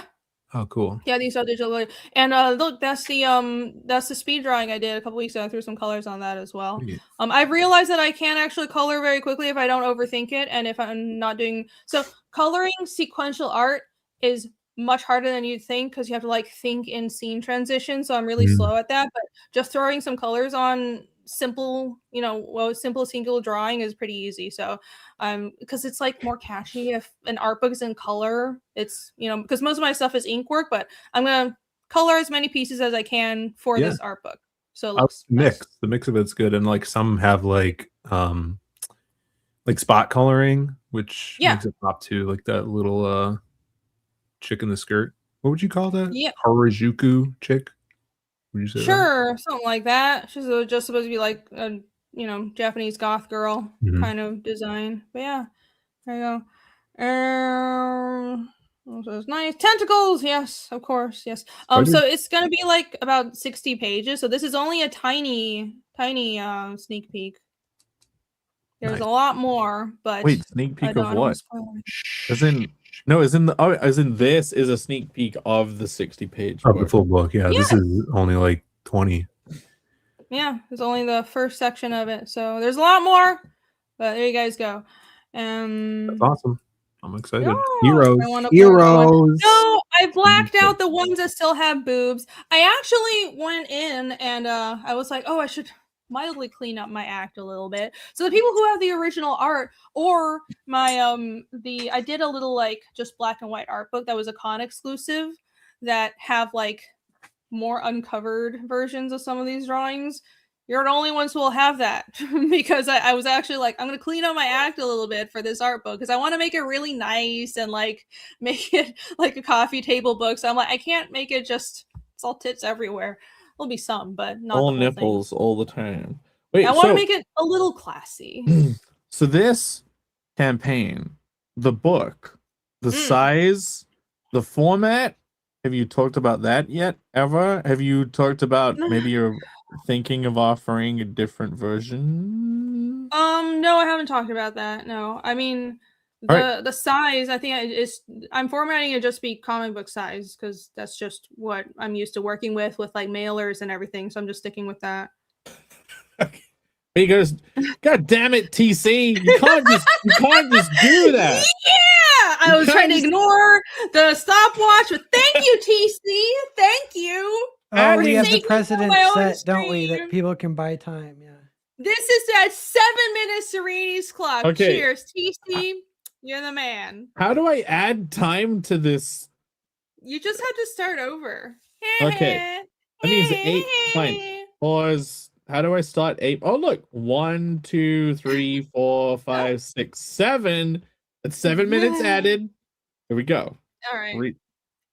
Well, I'm going to continue ignoring it. RJ says, no free to nipples. There will be some. There will be some. But I want the book to just, I want it to overall feel tasteful. That's my only goal. You should go the complete opposite direction to that. You should I'm not saying I'm getting rid of all the tits. You should make a completely lurid. I don't know if I should be publishing this content and selling it. There's already stuff in there that okay. So like, I remember Rushbrook has told the story before. When last time at Heroes, I had the preview book version of this art book, Bedeviled, which is just like a bunch of the naked fantasy girls that I've drawn for auctions, and like it did really well. People love the art book. It was a con exclusive, but this one guy picked it up, walked by my table, picked it up, and like opened it and just recoiled like he's seen the devil because it's just fantasy girls and like devil girls with their tits out, and he like pretty much threw the book back on the table and ran away. So I mean, yeah, pranked loser. I wasn't even aware it would be that offensive to some people, but I guess it is. So no, I mean, it's all power to them. Like I had guys that wouldn't buy the Connell Sketchy Stud Zero that was at Heroes that one time because they would kind of They were like, "Oh, I still kind of live with my mom." This was an adult saying this, by the way. The thing is, people still want it, but they're worried about family seeing it or what. But it's like carnal isn't even. You don't even see anything. There's no actual nudity, so I don't know what the problem is. People are just prudes. But yeah, yes. Anyhow, this art book, yes, it'll be coming from for Heroes. It'll be printed by Heroes, and I'll be running a short campaign in about a month or so. So keep your eyes peeled for that. And TA is getting very angry. That guy is the bitch wife. Why are you basing decisions on him? I'm not. That was it was a funny anecdote. I'm not basing a decision on that. I will never convince him to pick up my stuff. If he's that easily offended by like Bedeviled, he wouldn't even pick up Fiendish because oh my god, demon tentacles and there's like one tit. So it's fine. I'm not gonna cater to that. But no, it's for I feel like people who bought the original art and got the Bedeviled book, now you have something a little more special. But I'm not covering up all the boobs, so don't worry, guys. Don't worry. Have you decided which piece you're using for the cover? Yes, I have. Not to reveal it yet, but Down Goes Solo, you have the original. It's a real good OG piece. Yeah. Yeah, you will know which one it is. I tried coloring it and I couldn't figure out a palette that I'm was coloring good. it. I know you. Apparently, the palette you figured out is great. I tried doing it in secret because I didn't want to say I'll have a go. I don't like telling people I'll like have a go at doing stuff unless I know I already have made it good. Because I need 100% win rate. Otherwise, there's no insecurity. Good. Jake stole my identity. I just noticed. Good approach. The sock, yes. I realized I could steal all of. I have all of your things because I set them up for you, so I can do this. I'm just extending the torment on me. Down Goes Solo asks, "What am I gonna call it?" It's gonna be a secret. I don't like revealing titles for books. It's called Fuck Book. It's called Devil. It is not. It is not. It is called a very Fuck nice the Devil Devil's Guy. Butt Book. It's called Have Sex with All the Devils. Oh my god. Rini, you gotta talk for 3 minutes and 30 seconds now. Go, because you're forced to. No, I'm ignoring that clock entirely. Victor says he lives in communist China, and I would go to jail if I. What? What are you talking about? Victor said he's lamenting being banned too from my channel. He's said if you showed your book in his country, he'd get arrested. Oh, in a different country? Only if there are skeletons. Like China's weird. You just have to bribe the right people in China. Victor from. I know how it works. No, anyways, Like you said this. Also, showing a guy your book. Okay. Did you live in? I don't actually know about that. I'm not gonna. I don't think say some very China racist. is not that prudish. I've been to China. They're not that prudish. There's a lot of countries that don't like that direction. Usually in the send direction of countries. It is definitely more prudish than Japan, but like it depends. It's like if it's a game or like a mass-produced thing that gets enough attention, it would be trouble. But like, I don't know. It does. Good thing that I don't have to deal with that because I'm not Chinese. Jake, if you have a gavel, you'd be respected more. Okay, time to find a PNG of a gavel. Oh my gosh. TC, yes. Speaking of Fiendish updates, I have I'm about to show you guys some pages while ignoring that clock. I have TC can just buy more time on the clock. Yes, buy more time. So I have been working on inks for the past week or so. So let me show you guys some. I don't remember what I actually showed on my channel. Oh, just dropped the page. Good job. Run. Who bought that one? Who bought that page? Yeah, no, that was nobody. Anyways, it's fine. Haven't destroyed it yet. But I know I showed this last week and on Comic Aficionados, but here is Here's one of the pages that I My recently favorite finished. page so far. Huh? Says with food in his My mouth. favorite. Thank you. I'm glad you like Phil it. is easily impressed with ornate detail. Yeah, I love ornate detail. Unless the last two panels ruin the page, then. Listen, ornate details impress everybody. Oh, I figured I cracked the code. I cracked the code. The composition is the ornate part, not the details. You're just trying to or say are they both? what she wants you to say. Like, you're just trying to say what you want to say. Like, okay. You're trying to be a hype man again. Warn us first. I'm a hype man every time. He's only allowed to tear down his co-panelists. Not allowed to say anything nice. But yeah, he's not speaking from the heart though. He's a. Oh, that's true. I'm not. What is the? I'm not. Oh fuck. Asha. I'm not achieving Asha because I'm a fake person who's lying. Yeah. I'm very confused right now. But anyhow, that top panel only took about 2 days to draw. So that was that's one page of inks. Let me see, what else can I actually show? I think I've shown this page before. I can show the whole one.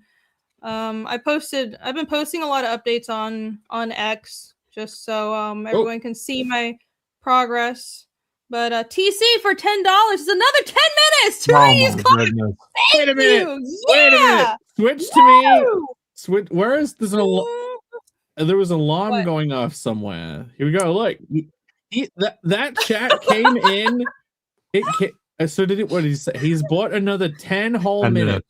Okay, 10 whole minutes. We gotta add 7, 8, 9, 10. That's 10 minutes, right? Yep. Yeah. Okay. And Irene has to talk for all 10 of them. She can't. Do you doubt that I can talk for 10 minutes straight? I love listening to my own voice. Hutzel, hello. Hey, it's been a while. What's up? Yo, Welcome. what's up? Takume's in the chat too. What's up, Takume? Yeah, Tokume. Hello. Cheers. Make that tentacle panel a t-shirt. I probably should. That would do well. Yeah, condolences to my colorist. Let's see. Yeah, this is the eye page. I can't show this because it's spoilery, even though it's a really nice page. And then, oh my Just look at all the pages and go like, can't show this, can't show this, can't show this, can't show this. Well, yeah, no, there are certain pages I don't want to spoil. Oh, this one I just finished, so I can just show the whole page of this. Here we go.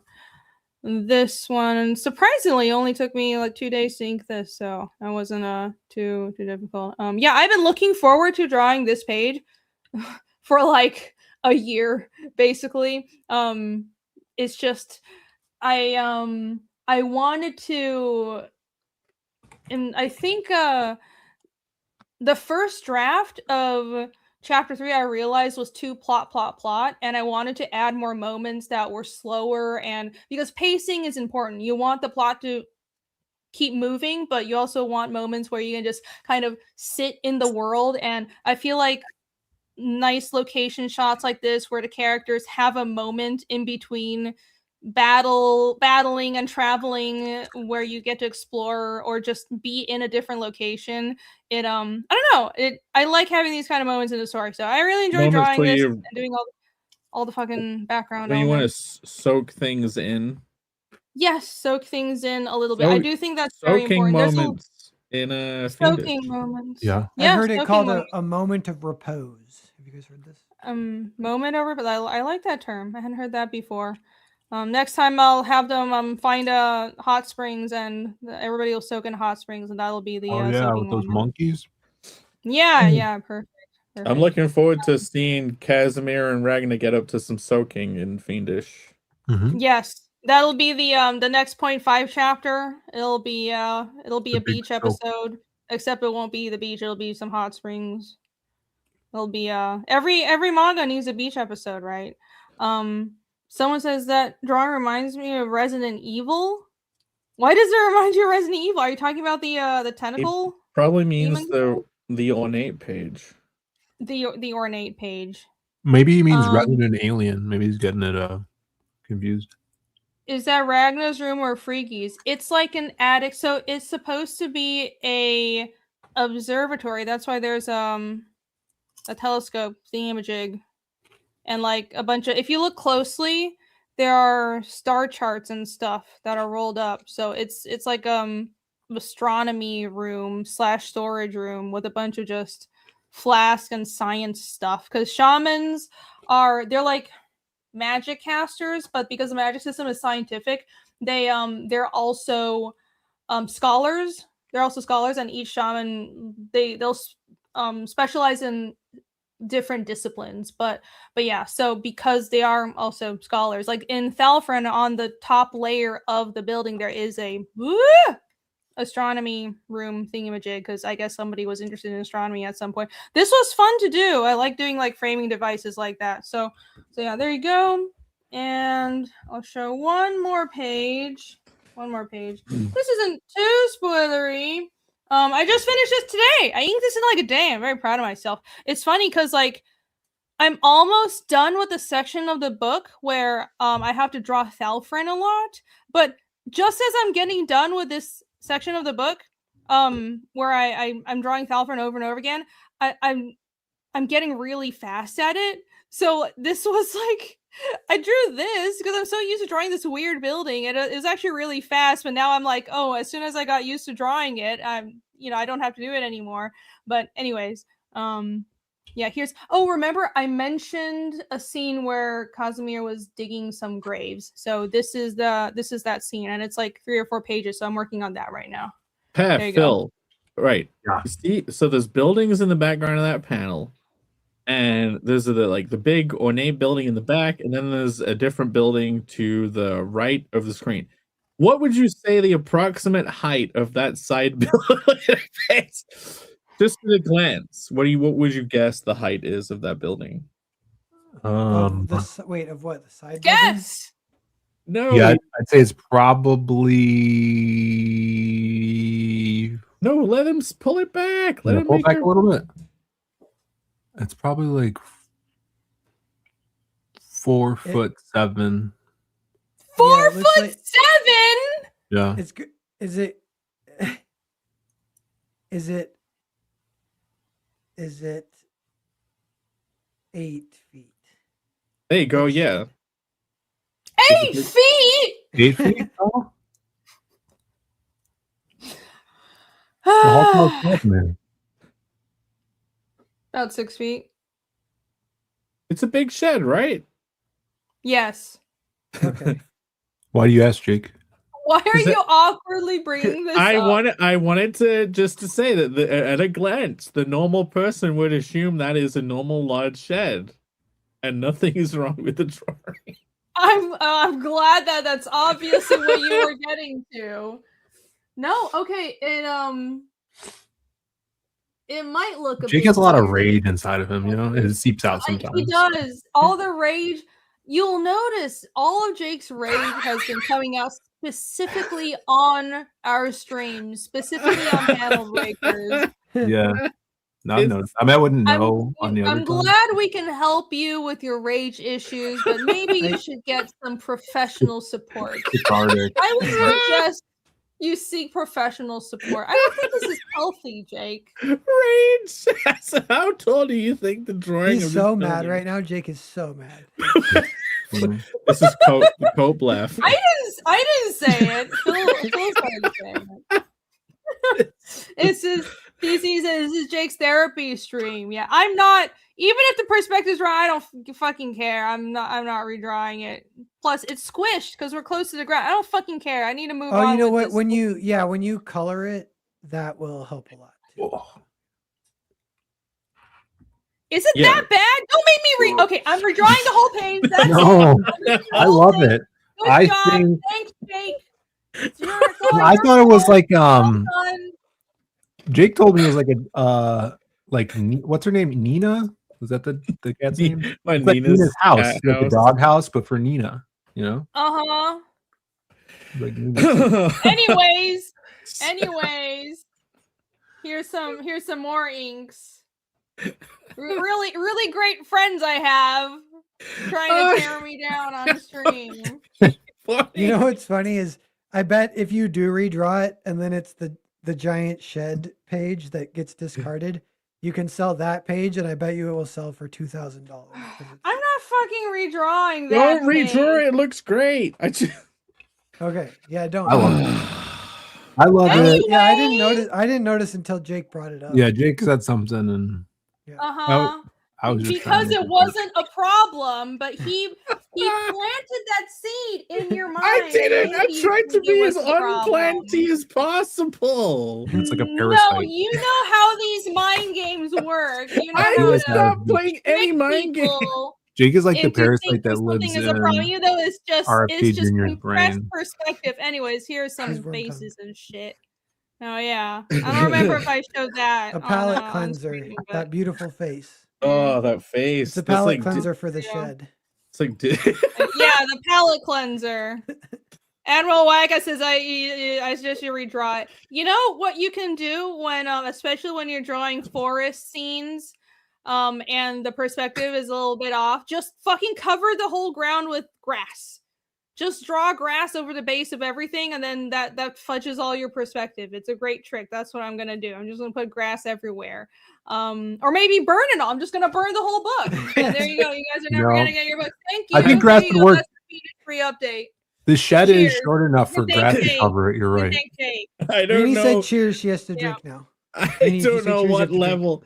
I don't know Cheers. what level the kayfabe's at, so I'm not going to lean in any direction in this. No, you should definitely lean in more. It's not a problem at all. I'm not So, gonna yeah. lean in any Yeah, direction. So, anyways.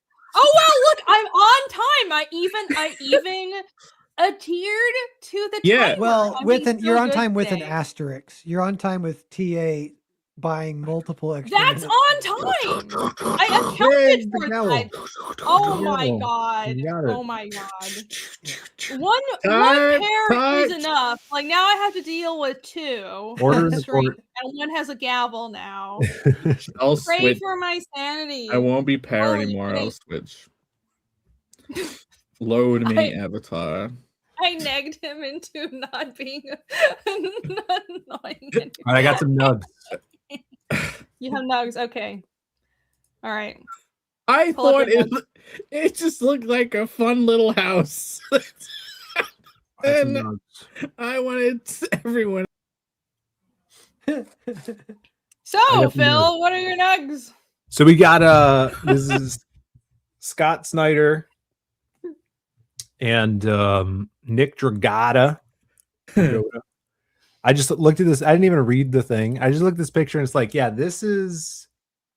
You can tell which is a writer and which is an artist from this picture. What's your theory on this? Says Pad not being able to tell which is the writer or which is the artist. The writer is content, and the artist looks like he's had his soul sucked out of him because he's been drawing nonstop for the last 20 years, which is Nick. Nick Dragata. Astute. Yeah, that's funny. Yeah. And Now that you say it, I totally agree. I love that. Scott. I thought that was a good nug. Yeah, that's a. What do we call fast? That's a bullet nug, but that's a Bullet silver nug. bullet. You know what I'm saying? Did you hear your boy Timothy Chalamet's in hot water? Yeah, we can talk Why? about that. He's in hot water because throughout the like last few years he keeps saying that ballet and opera are dead arts. And it's really upsetting the ballet and opera community. And then Doja Cat did like a fire back, like called him out for it. And then Timothy's like, yeah, I think people are just blowing it out of proportion. And then this one was crazy. It's Timothy Chalamet's under fire now for calling Helen Keller not real. What? What? He He said says, that? there's zero chance she existed. You expect me to believe that girl managed to fly an airplane? This one's a joke, but that's funny, though. That's not that. I've seen that joke going around. It looks like someone said, "Oh, my 5-year-old said that," or "My 13-year-old said that." That's not him saying that. But this is real, and this is sus. I don't know if I showed you this, but this is him and this guy from the movie you love, Pear. Yeah, what's his name? Koto, I think. He's in, he's Marty, and he had this to say about Kodo, and it was just weird. Well, I'll just add to that. Kodo did an incredible job in this movie. He's a brilliant actor. He's an even better table tennis player, and he brought an authenticity to this movie that it was unbelievable. It was an honor to work with Koto. I just met his lovely mother in the back. Hello, Koto's mom back there. Mama. And she has an amazing son, a very handsome son. A lot of people online in America are obsessed with Koto. They think he's a beautiful, beautiful man. And That's very Trumpian. It's very handsome. Yeah, but like the way he says it is just not. Everybody's the same as obsessed with what this guy. Trump would say though. Sounds It's like you might that's be a not- little jealous. He's like, got it. They like you more than me in America, Koto. That's not what it sounds like to me. One's heard of this guy. Are you saying it's like some zest? You saying Chalamet's got a little zest to him? Yeah, he might be a gay man, closeted. I'm not sure. Sounds Yeah, like well, he's. Hey, the- to each their own. He in the sounds like cannibal- he's very complimentary of this guy. I mean, if you're looking for like gotcha gay moments with Tim Chalamet, he did a gay movie called Call Me by Your Name where he makes out with the crazy guy, the one guy, Armie Hammer. He didn't just make out with him. They did some weird stuff with a peach. Yeah. So there's all that, and then in the cannibal movie, he jerks off a dude before he kills him and eats him.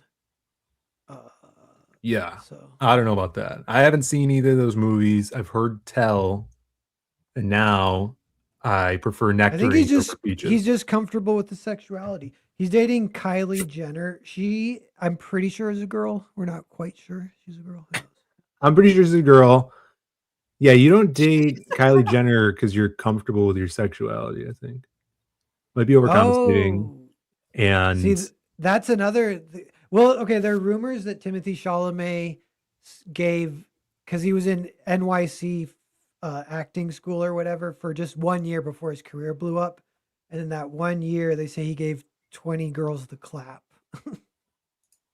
I feel like that's just internet rumor.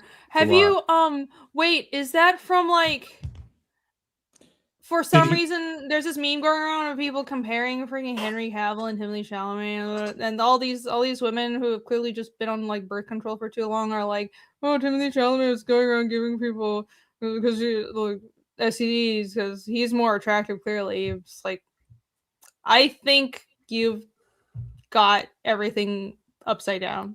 Who said Charlemagne gave them the clap? Did Henry Cavill say it or did Timothy Chalamet say it?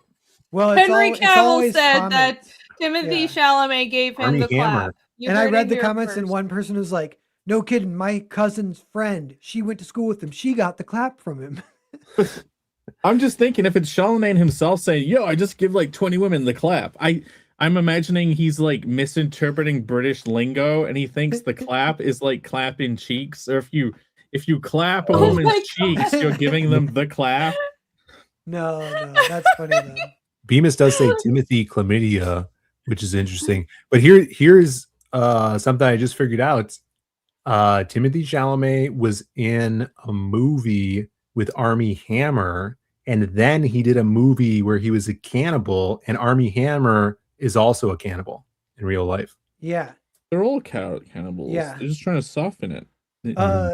A Chalamet-ism I saw on the tour for Marty Supreme is for some reason they had him sitting and they had people like presenting and dancing to him, and this gay black guy came up and was doing a really weird TikTok dance and ended it with a very zesty blown kiss at Timothy Chalamet, and Timothy Chalamet goes, received. And I was like, oh. Does he That's say like what- received too? Yeah. That's like a polite way, Gen Z celebrity to like not be. Oh yeah, to not be cringed out by cringy stuff Yeah.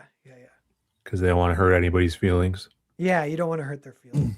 So, but I like that move's like pretty good. I was like, I would steal that move. If That anyone- move is good. If The anyone thing ever ring- blew a kiss at me, I wish someone would blow a kiss at me. That'd be so amazing. But I It's would just be- anyone. Does I any would definitely random catch Gen it and Z say received. man?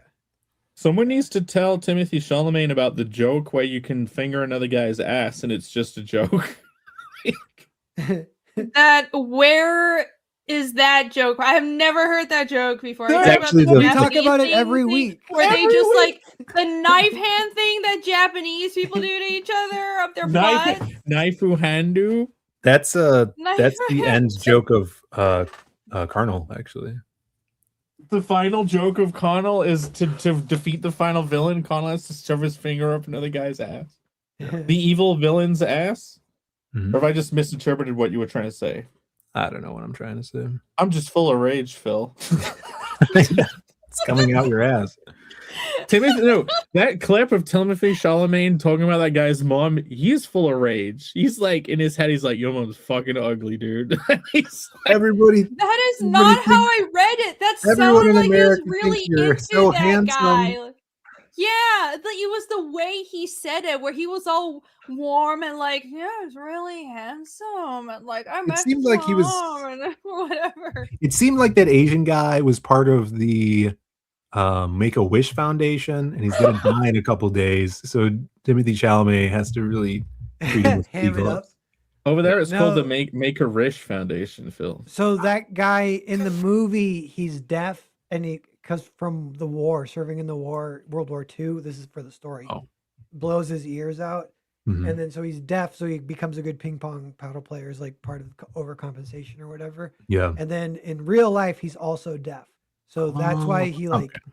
That is makes sense. acting a little bit or talking like whatever. Yeah, I think that could affect. Is Timothée Chalamet's character so good at ping pong because he got irradiated like Godzilla from World War II, and so he's like really good at that? No, but there's almost jokes like that he's Jewish and the Jews just survived World War II. So he's like, I forget, he has lines like, he's like, I'm going to do to my guy what Hitler couldn't do to him or something like that. Because he's, Oh, playing someone it. tells him that? He says that to another guy who is also Jewish. And he's like, it's okay, I can say that because I'm Jewish.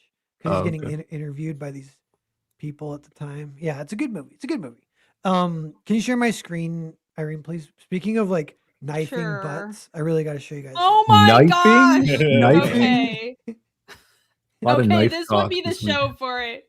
Holy Okay. crap! We'll watch if it's is this Shinshu or whatever? I knew. Yeah. It's Shin-chan, Crayon We're doing it Shin-chan. without audio. You don't even need audio. Just watch You it. know It's so exactly funny. what's gonna happen if it's a Shin-chan and there's a woman. Yeah. I was doing it. Dun, dun, dun, dun, dun, dun, dun, dun, dun, dun, dun. Oh my god! It worked. Holy He shit, saved this them. evil child. He saved them. This It is- worked. Yeah. I want to start This watching is that like show. the I've never watched it. Japanese version of Family Guy or something. Of like, this is like Japanese Stewie, but Yeah, I like more that. And, you know, perverted. they gave me one other clip, and the other clip was awesome too. I was like, I want to watch the show now. It's funny. Is Was the other that clip on, the No, one? it's great. The one where he sniffs where the woman was sitting when she leaves.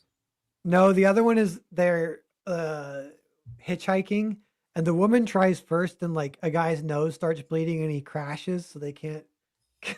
And so then the guy's like, maybe I should do it. And then they cut, and he's dressed up as a woman, and they're like, why is he dressed as a woman? And then a car stops, and then they all get in, they get their ride, and it cuts, and now they're just riding. But then they cut, and then the driver who picked him up dressed as a woman is just staring at him with the most skeptical look ever and won't stop staring. And that is like the funniest. He's suspicious. Yeah. The average me experience I've had. Thank you for understanding my day. Rudeness, My yeah. gosh. Well, But it's that okay. Shin-chan That's clip. that's where the entertainment comes from, though. I understand. No. It's metaphorical. I suffer for you, chat. Mhm. That's the point of the show. J- Shin-chan is a Jaku classic, Jaku yes. Meku big mistake. That's Well, it's all his rage. It's all your rage and the It was, timers. But that's Hedgehog in a Pear's cage. fault. Speaking of animals in cages that are deprived of nutrients, I had you know remember I was talking about. Wait, am I distracting from someone's point, or are we free? No, Are we're we good. wep- I want to do I don't know what Rini's point we're actual making. presentation now. is what I want. This is what I want. Yeah, right. I had a presentation. I vote. forgot about that. Yeah. Do that Well, first. since Pear decided we should do that, I know it's his show. apparently, It's just one apparently single it's- vote. I just cast my vote. My single vote. There you go. Well, since you're the only person who is casting votes, then Yeah.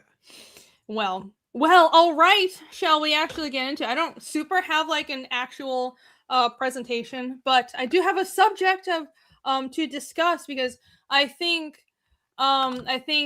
it's more fun when we can just discuss a topic and interact with chat while we talk about something. So what I thought I'd talk about today is I was just made a post about the recent page that I just finished for Fiendish, and I was thinking that I try to improve my art and storytelling with every book of Fiendish. Like maybe it's just because I started Fiendish when I was still in my 20s, but I planned for it to be a long-term project, and I knew that my art style would change over time, but this is just like to go on about myself. I've seen this happen with other creators, and a lot of series that I really like evolve over the course of the project.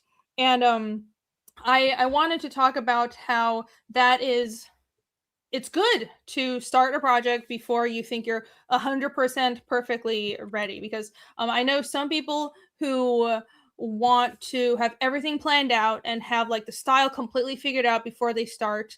And I think for some artists that works out. A lot of people find their style and they settle into it, and that's just how they draw their whole lives. But if you start a project and your style changes and the story evolves, that's also okay.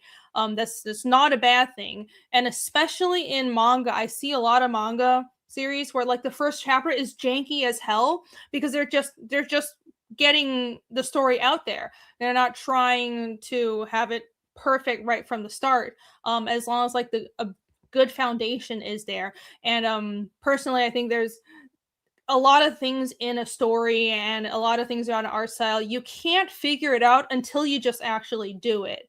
So and I have some examples to pull up. Of course, I'm going to pull up Berserk because that's like a great example of this. But what do you guys think about that? Have you seen this before? Mm-hmm. Yeah, I heard it. I heard the term the paralysis of analysis. Have you guys ever heard this? Yes. Yeah, I've heard that. Figure kind of failure to launch, and you can picture. Yeah, I've met people too where like I met one guy. This is more on the writing end, but when I worked at a movie theater part-time living in Phoenix, Arizona, and my manager, he's like, "Yeah, I've written 50 scripts." And I'm like, "Oh, cool. So do you like send them out or anyone read them?" He's like, "No, I don't let anyone ever read them." And I was like, "What are you even doing? What are you doing? You need to like do the next step." So this is a little bit different, but it's you got to jump in, you got to. But the thing is, writing those scripts kind of is the jumping in, like making something other than you don't have to do it. There's people who won't even do the writing thing because they're like, I have to pitch everything, so now I have to think of something good. They can't just start writing. But for real, at least he's writing the stuff. Yeah. It's a weird example, that one actually, because it doesn't even fully fit. But that is an example. It's like he's still not doing what you're supposed to do. He's still hitting like a paralysis point. Maybe overthinking it. But is he doing anything with anything, or is he just hiding it all? I think he's just hiding it because it's almost like an ego thing. He wants to say he's a writer and he wants to write, but he doesn't want to have anyone ever read it ever. Kind of thing. Oh, yeah, I've met people like that too. I mean, I don't know how you can improve without feedback, but the thing with getting good feedback, and not just like the opinion of just anybody, you can't just take to heart just absolutely anybody's opinion or everybody's opinion. It needs to be somebody who actually understands what you're going for. But also, the point of having an editor and getting feedback and showing people your work is to accelerate that decision process. Something that would take you much longer to see, a problem that would take you much longer to see, someone else can help you because it's a second brain looking at your work, but they have to be in sync with your goals. They have to know what you're going for. Yeah. Did you pull up this image to go with what you're saying, or is this like the next point? Oh no, this was my previous point, right? So really well structured presentation here, but no, this was just an example of how art styles can change over a series. So and Berserk is weird because it doesn't just evolve in one direction. I feel like there's 3 distinct eras of the artwork. This is the Black Swordsman arc. So this is right at the beginning of the series, and you can tell this is super 90s Fist of the North Star looking, more of an old style manga drawing. And then this is my favorite. The favorite era of Berserk arc is Golden Age and also Lost Children. So like the midsection of the story. And I mean, I think this is a really good balance of detail and structure, where it's very detailed, but it's not too much. And the structure is there to shape language is really good. And I really like the faces too. But then the art changes again, and this is a Fantasia arc. This is what it looks like now. I'll be honest, I don't really like how Griffith looks and how like Casca's face has just become. This is still Meteora though, right? Dora? Wait, where is Casca Yeah, on this well, page? now it's not, of course. She's not here, but her face basically, it's like this really, it's become like really, I don't know, it's become almost like shoujo, except Guts looks more gruff, manly, but then Griffith's face and Casca's face has gone in a different direction. I don't know. It's still very detailed and beautiful, but it's just not. I like the Golden Age art style more. But, anyways, my point isn't to criticize that. It's fine. It's still a nice art style. The point is, especially a series that has been running as long as Berserk. I mean, this comic is my age. Your art style is going to change, and that's okay. So to build that evolution into your work, or just be okay with these changes happening as your work progresses, is fine. It's smart to account for that. That was my point. Yeah, I like that. I agree. Yeah, and you know something is, a lot of people do the arc where they have the beginning, the middle, and the end. The end is when they're old, and usually the old is not as good as the middle. The middle, a lot of times people peak. Like I'm thinking Frank Miller, kind of peaks, but these goat types like Miller or Mura, they're still the goat, and it's still amazing. So yeah, no, it still is amazing. It's just it's changed a lot, but it's almost inevitable. I'm actually not sure how it's more surprising to me, as someone who does art, that there are artists who have the same art style their whole lives. I don't really know how that's possible, but that happens. I mean, there's one aspect of it is like, don't fix what's not broken, I guess. But but from the outside point of view, like this is the better odd though, right? Like this is like the season 3-4. You have the season 1 effect to cartoons, where everything's off model, their production pipeline isn't as streamlined yet, things are a bit rough around the edges. Like that is like season 1 Simpsons. That's almost Tracy Ullman short Simpsons. Yeah, no, that's a good analogy. Season 1 Simpsons is kind of janky. Oh yeah, like season 1 of Archer was all janky terrible. too. Because it was like a tiny team. They weren't even their own studio, I think. I'm not sure. They were just working bare bones with like limited animation and and roughly painted backgrounds.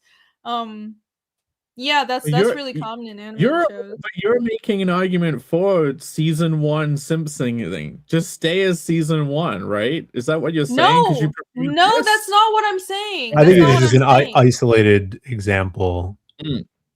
you know, that she probably enjoys the scratchiness of this more than the No, that's pristineness not. of Oh my the god, that's stuff. not what I'm saying. No. Well, This we're is earnestly misinterpreting it then. I think she says she hates Berserk is what she actually is saying. Jesus! Oh my god! Hey. I'm gonna have a fucking stroke on the street. I think she's saying that I'm not gonna. I can't be rude now. I want to be. Pull it back, Jake. He can't be. Contain the rage. Be rude. Jake, no, he ran out his rude Jake, meter. Jake, she likes it, so just think that and say whatever you want. I'm kicking everybody. Kicking everybody. I'm done. I'm done. TC says, "Don't. I have not betrayed Berserk. How could you? How could you?" Gotta contain the rage. There was a question. There was TC a while back did say this. TC was asking or said, I would love to hear Phil's perspective on evolving with the story as a writer. Yeah. Yes. What is your perspective on that? What do you think? I mean, as a whole, like through the decades as a writer, it's very like if you're talking in a broad sense, or not decades, but over the years of working on stuff, it's hard as a writer to spot the growth. I don't know. It's a lot, very reliant on other people's perspectives to tell you. That's why I think an editor is very important. But how do you what things can you look for to find the markers for season 1 writing developed art style? Because to be honest, some people say earlier stuff is better when it comes to some writing because it's more raw. Like to go back to cartoons, like early Rick and Morty, early this, early that. The writing was way better, and then by like season 1, Family Guy before it was canceled and then brought back, is better than all of Family Guy. Yeah, or like Futurama, like same thing. Oh like, yeah, classic Futurama. But is better than when they brought it back. It's more difficult as a writer to see that, and then also have other people see that. Like you actually have to complete things, have that on the market, or hire editors, and it's just. Do you ever, as a writer, you like? If I'm trying to remember going kind of way back when you're like figuring stuff out. Actually, I got a kind of funny one. Is I emailed your boy Zach Richard Meyer. This is like, I don't know, this is like 7 years ago or something, so long ago. And I said, hey, I found out that you can cut to a new scene, but keep the dialogue going for this previous scene to overlay on top of it as like narration. Sure. And that becomes like narration bubbles, but then it's not using like old style narration bubbles. It's actually like, it keeps the pacing up. And I just had sent them that or whatever. And he responded, he's like, yeah, Chuck Dixon does that too, but I don't deal, I just stay in the same scene. I just don't deal with that. And I was like, oh yeah, this was like a trick that I had figured out that I was all excited about. And this is 7 years ago. And then cut to like 7 years later, and I still do that, but I don't get excited about it. But like there are things that will kind of like excite you, and you're like, oh, this is what I want to do this time. I want to like, oh, I'm gonna try and do this, or like different transitions and little tricks, right? Yeah, and like even one for me sometimes is like, I'm like, all right, this one I really want to try and focus on the emotion because I'll forget that sometimes if I don't focus on it. And so I think to get back to what Jake was saying is like, what do you do to separate yourself from those day one, like an evolution from a day one writer? And so you don't fall back into that. Like for me, the thing that sticks out is when I'm rereading my stuff, and this pops up in my head when I'm reading other people's stuff, is redundancy of words. If you're using like the same word too close to that same word and on the page in a different balloon, like, take Gut Series, is take a good hard look. And if the next sentence also had the word take in it or hard in it, just Or that look. repetitive takes me out of the comic. And that happens a bunch when I'm reading indie comics. And when I try to catch that in my own work to have it not, be a speed bump, because that's a speed bump, Yeah. The speed bump is a good point. I was thinking about that recently because read a few indie comics and I'm like, what's wrong with the pacing? Something's off. And I have one I was thinking is like, it's a lot of times word bubbles. It's you could think it maybe might need an editor, but it would need an editor to be aware and also shoot for this kind of. But a word bubble might be like 2 sentences, and you're like, you can just do it in 1 sentence. You don't need to do it in 2 sentences.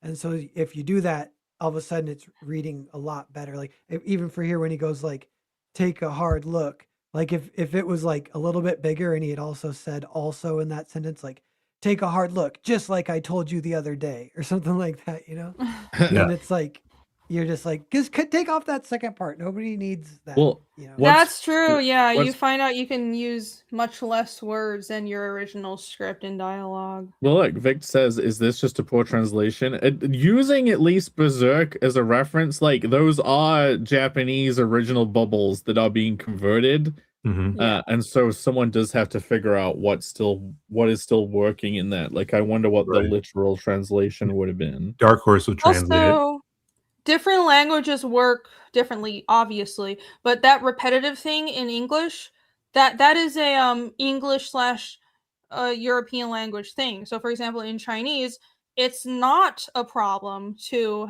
reuse the same word over and over again. And for example, it's also more common in both Chinese and Japanese to refer to how do I put it?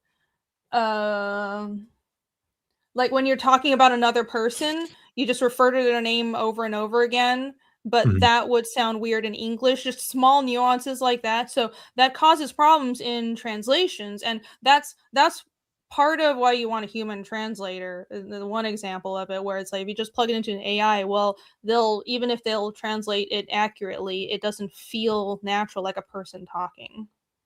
Phil, the thing that you mentioned about that repetition thing, that's the realm of quality of prose, right? That probably doesn't get we talk about structure a lot, but that's a whole realm of just making words that sound nicer. You know what I mean? Avoiding those road bumps just in the prose itself.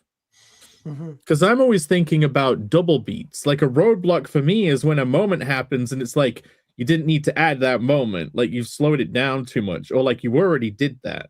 Like each panel should be evolving the action substantially enough. Yeah, like a multiplier on it.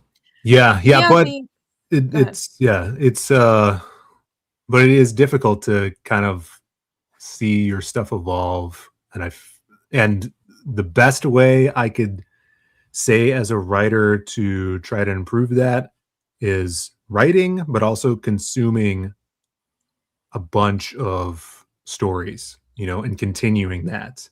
I feel like a lot of the times there comes a point in someone's career where in any field that they're creating in, they stop ingesting other modern creations. And, people will stop reading comics when they hit, 50 or whatever into their creator. And you see these comic artists and writers, artists particularly, that just stop reading stuff, or they're not going back and finding new material that they can pull from and that will inspire them.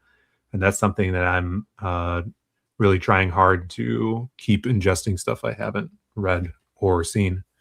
That's a good point. Yeah. It is hard to continue actually ingesting new things when you're a busy adult, but that's true. Continuing to learn is part of continual improvement, and it's really easy to stop trying to learn or imbibing new media actively thinking about it, not just having TV on in the background or something once you're like busy and you don't have a bunch of free time as a student or something, right? Well, because you're around it so much, right? And like I said, this Yeah. is in any industry or profession, is a lot of the times jobs hopefully start off with something that you love, but it could become work. And when it does, then you don't want to be around it anymore. And you might stop indulging in those, creative, I don't know, in, reading or watching and stuff like that. The other thing is, I recently heard something where they're basically, someone was saying, I don't remember where I saw it, but there's two types of people. And one is the person that constantly wants to learn, and the other is the person that thinks they're done learning and they've reached a peak of that. And you don't want to be that person. Yeah. Yeah, part Yeah, of that is like true. satisfaction. Like I picture artists who get really comfortable, and even like in movies like rich like filmmakers or something like Steven Spielberg or something, like there's kind of a point where he was just so good and he like relaxes a little bit and then his movies aren't as good from that point. But when he's got the chip on his shoulder, when he's uncomfortable, when he's dissatisfied, is when he's making all his best stuff. I think Never that's true for a lot of relax. people. Yeah. Never relax. True. You know, Never relax. to go back to Phil's cannibal thing, a philosophical aspect for why those people do that is so that they're constantly running from all the terrible things they've done. So they keep doing stuff. Like you've got to find something to keep you running towards doing better things. Yeah. Running away from your demons. Demons, yeah. Let me get to a couple of super chats real quick. I missed this one. Andrew Wyatt for $5. Thank you. Burned the whole book, and Jake has all the rage. Reading with the massive crash out. It's a joke. Jokes, bro. Or just $5. hedgehog in a cage. He's just a hedgehog, angry hedgehog in a cage. We joke around, guys. Holy shit. Infinite Entertainment, for $5. Thank you. Working as a writer on my book, I found I actually have a ton of patience and I stopped drinking. Oh, that's always good. Yeah. Congratulations. And Infinite Entertainment for $5 again. Thank you. When I'm writing, I'm finding myself challenging my own ideas / beliefs. The story being an exploration. Does this translate or happen at all to artists? Huh. Well, I think writing is a search for what the meaning of life and like what reality even is, and like what's the point of everything. Like I actually think that's what writing should be and art creation is. So like I don't think you can't not do that. And from my point of view, if you're not doing that, you're not actually writing. But maybe I'm wrong. Like I'm sure not everything has to do that if it's just entertainment. But like that's true creativity, to be just pondering what's the point, essentially. Sure. Yeah, I don't, if you're, I guess as in I don't, and none of us are pure artists only. Like we're all writer artists. All of us that aren't Phil. But so it's hard to say, but I would imagine if you are an artist who doesn't write and you purely draw what other people write, like maybe your beliefs would be challenged if you're being asked to draw something you're not down with, like morally disagreeable to you. Maybe that's the only thing I can really think of. I don't know. Yeah, because it's totally different when you're a writer artist. Yeah. I can think of one kind of alternative. That there's an artist archetype it's kind of like a little more egoless artist who doesn't even have a personality. Like this is for actors. Sometimes there's like a famous type of actor that they don't even know who they are. That might be a type of sociopath, but those can make the best actors because they can embody another human being because they aren't even a human being. They're a psychopath. And and so that's like where you're not exactly exploring your own. It's not like you're exploring your own stuff at all. You're just exploring. You're still exploring, but I do know artists who are good artists, but they're not interested in drawing their own thing or writing their own stories. They're perfectly content drawing scripts and drawing for other people. Actually, a lot of artists professionally that I know are like that. So it's not rare at all. I don't really understand it. It drove me crazy to have to draw for other people for years, but plenty of people are actually content doing just that and not having to think about it, not have to think about what they're drawing. Yeah, but then that's not like engaging the creative spark. It's just you're just doing a job, right? I would maybe this is controversial. I would say that's being a technician. Yeah, Is there that you really go. being an artist if you're not thinking about what you're creating, if there's no depth to it? Like there's But, like, nothing you wrong can- with it, but that's being a technician. It's like what is? I mean, you can create nice images as a technician. I know people are sensitive about that. It's like, no, I'm a real artist. It's like, I don't care about those definitions. Factually speaking, what you're doing, if you're not tapping into something that has meaning or trying to communicate meaning, then you are just a technician. That's okay. But I do think that art should be trying to communicate meaning or trying to tap into something.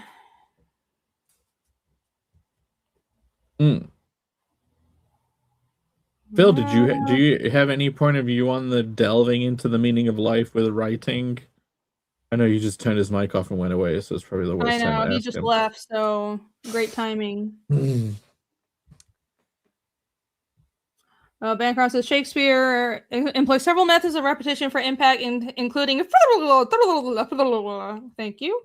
I just wanted to read that because I have no idea what any of those phrases were. That's how Shakespeare made his stuff memorable, and he used different techniques. They totally government constructed language, but there are methods to writing prose in a certain way that makes it stick in your head, and we've talked about it before. Like, how do you make things memorable, iconic? And there are memorable ways of composing prose. And a lot of people can try and get it, but they just sound like assholes. Sure, yeah. True. They just sound like assholes. Oh, Phil's back. I'm back. I have to repeat your question again. There was a question. Oh, sorry. Oh, real quick. James L. Brooks, he's a story supervisor for The Simpsons, but he does movies in the 80s, and he still does movies today, but he's a really good writer, famous writer, kind of.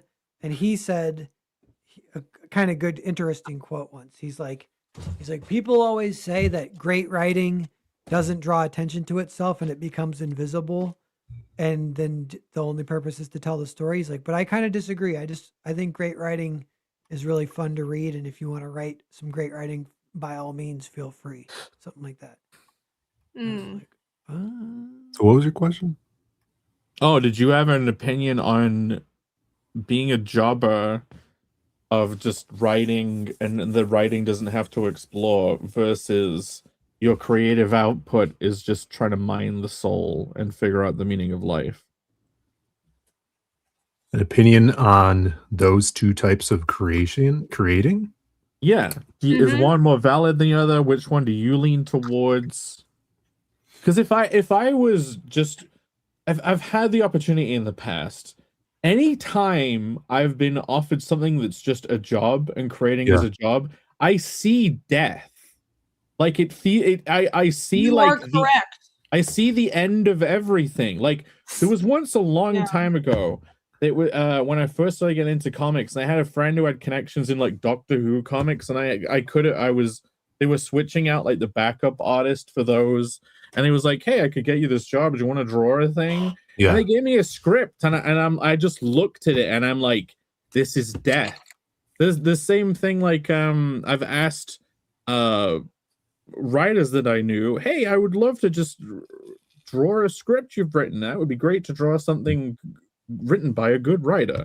And then they send it me, and I'm like, "Death. It's death. I'm doing nothing. I would just be a technician." It sounds like you're lazy. Yeah, no, it is that too, probably. I'm just kidding. I know what you mean. Yeah, so more recently I've just had like a compulsion to make the connection of whatever the story is to the second option you're saying, you know, like mining the soul. Like, oh, how do I make this like mean something to the character, and how is this going to resonate into the future, you know? But there are stories that are just like romps, and those serve a big purpose in media and entertainment. Characters like The Mask and Lobo, and like that are just, you know, Fast and the Furious films and freaking Guy Ritchie films. Like I watched Lock, Stock, and Two Smoking Barrels a couple weeks ago, and that's just a knee slapper action flick with humor in it. You know, there's no like existential meaning or soul mining to that film. But it's very entertaining, and it was a blast of escapism for, you know, an hour and 25 minutes or however long it was. Okay, the Mask. See, to me, that really is mining the soul, because you have characters and then you have the mask version of them, and it's talking about the your shadow. Like all it's deeply soul I mean, mining. it is, but at the it's not. same time, no, but okay, When okay. you're reading it, it's not. If it's no, And but you could analyze it that way, but it's slapstick gore, you know. well, I don't. Okay, then I guess I would have to reframe what I'm saying. If it's only soul mining and it's not like, you gotta make it entertaining, otherwise, like, who's gonna read you bitching about the universe comic version, right? Like, I think that you know, exploring the soul whilst making people laugh because a guy shoved a bomb down another guy's neck, like, that's true art. Maybe I'm tangenting. I mean, I think there's room for both kinds of stories. I think there has to be both kinds of stories. You know, I don't think there's any soul wrenching conundrums in Lobo. You know, that's just fun. Yeah, I But do agree. You don't need to, not everything can be or needs to be some kind of like deep vision. But I do think it's important that the creator is actually enjoying what they're doing. Like, you could just be having fun. Even that is tapping into something. That's just tapping into joy. And you're not just there for a paycheck. So it feels different if someone's just having fun. Yeah, Matt says Lobo is about taking the piss out of culture. Yeah, is Lobo not like, you guys take this shit way too seriously? Like, is that not the bit of Lobo? I mean, a lot of it is spoofing comics. But the what art is Looney Tunes? I mean, you know, Looney Tunes has its place in culture.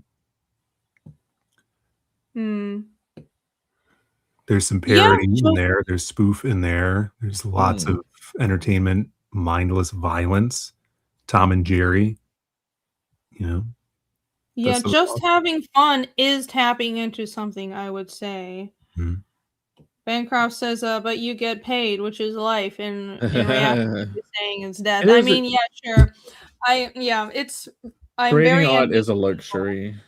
Yeah, it is. It really is. I mean, I feel like such a bitch complaining about, oh my god, my life is so hard, or I was hired to do this thing that I didn't totally enjoy. Like, shut the fuck up. It's a privilege to even be able to do art for a living, and I'm very aware of that. But yeah, but we're always striving for more freedom. People always tell me that in my real life if I ever complain. I'm like how poor I am or something, and they go, "Well, you're living your dream." I'm like, my dream is to be rich. Shut up. Just If you want to be rich, just build a Claude bot to suck money in through the stock market whilst the world burns. Like, it's a perfect time to do that. Yeah, if we want, let's be real, if any of us wanted to just make money, there are a million other things we could be doing. Like, none of us are here just because we want to make money. And it's like, again, to settle for, well, you're making money and that's good enough. That's where stagnation happens. And like Bancroft, I know you work a day job. I worked a day job while drawing the early parts of Fiendish. But the thing, and a lot of people who make indie comics, they're still working another job, but that's not settling. You're still trying to break free and do your own thing. And that, I think that part is life. That is not giving up, and that's striving to still be an artist. I don't know what I'm talking about. You get my point, hopefully. I want to call out Michael Bancroft in the chat. Just generic call Can I do that? What do you general call out. Earlier, he was in the chat because I said my word redundancy is an issue in a lot of amateur comics and dialogue, and him and Matt in the chat were like, repetition is great. It is. I love repetition. It's different than redundancies. Repetition is a tool you use for impact.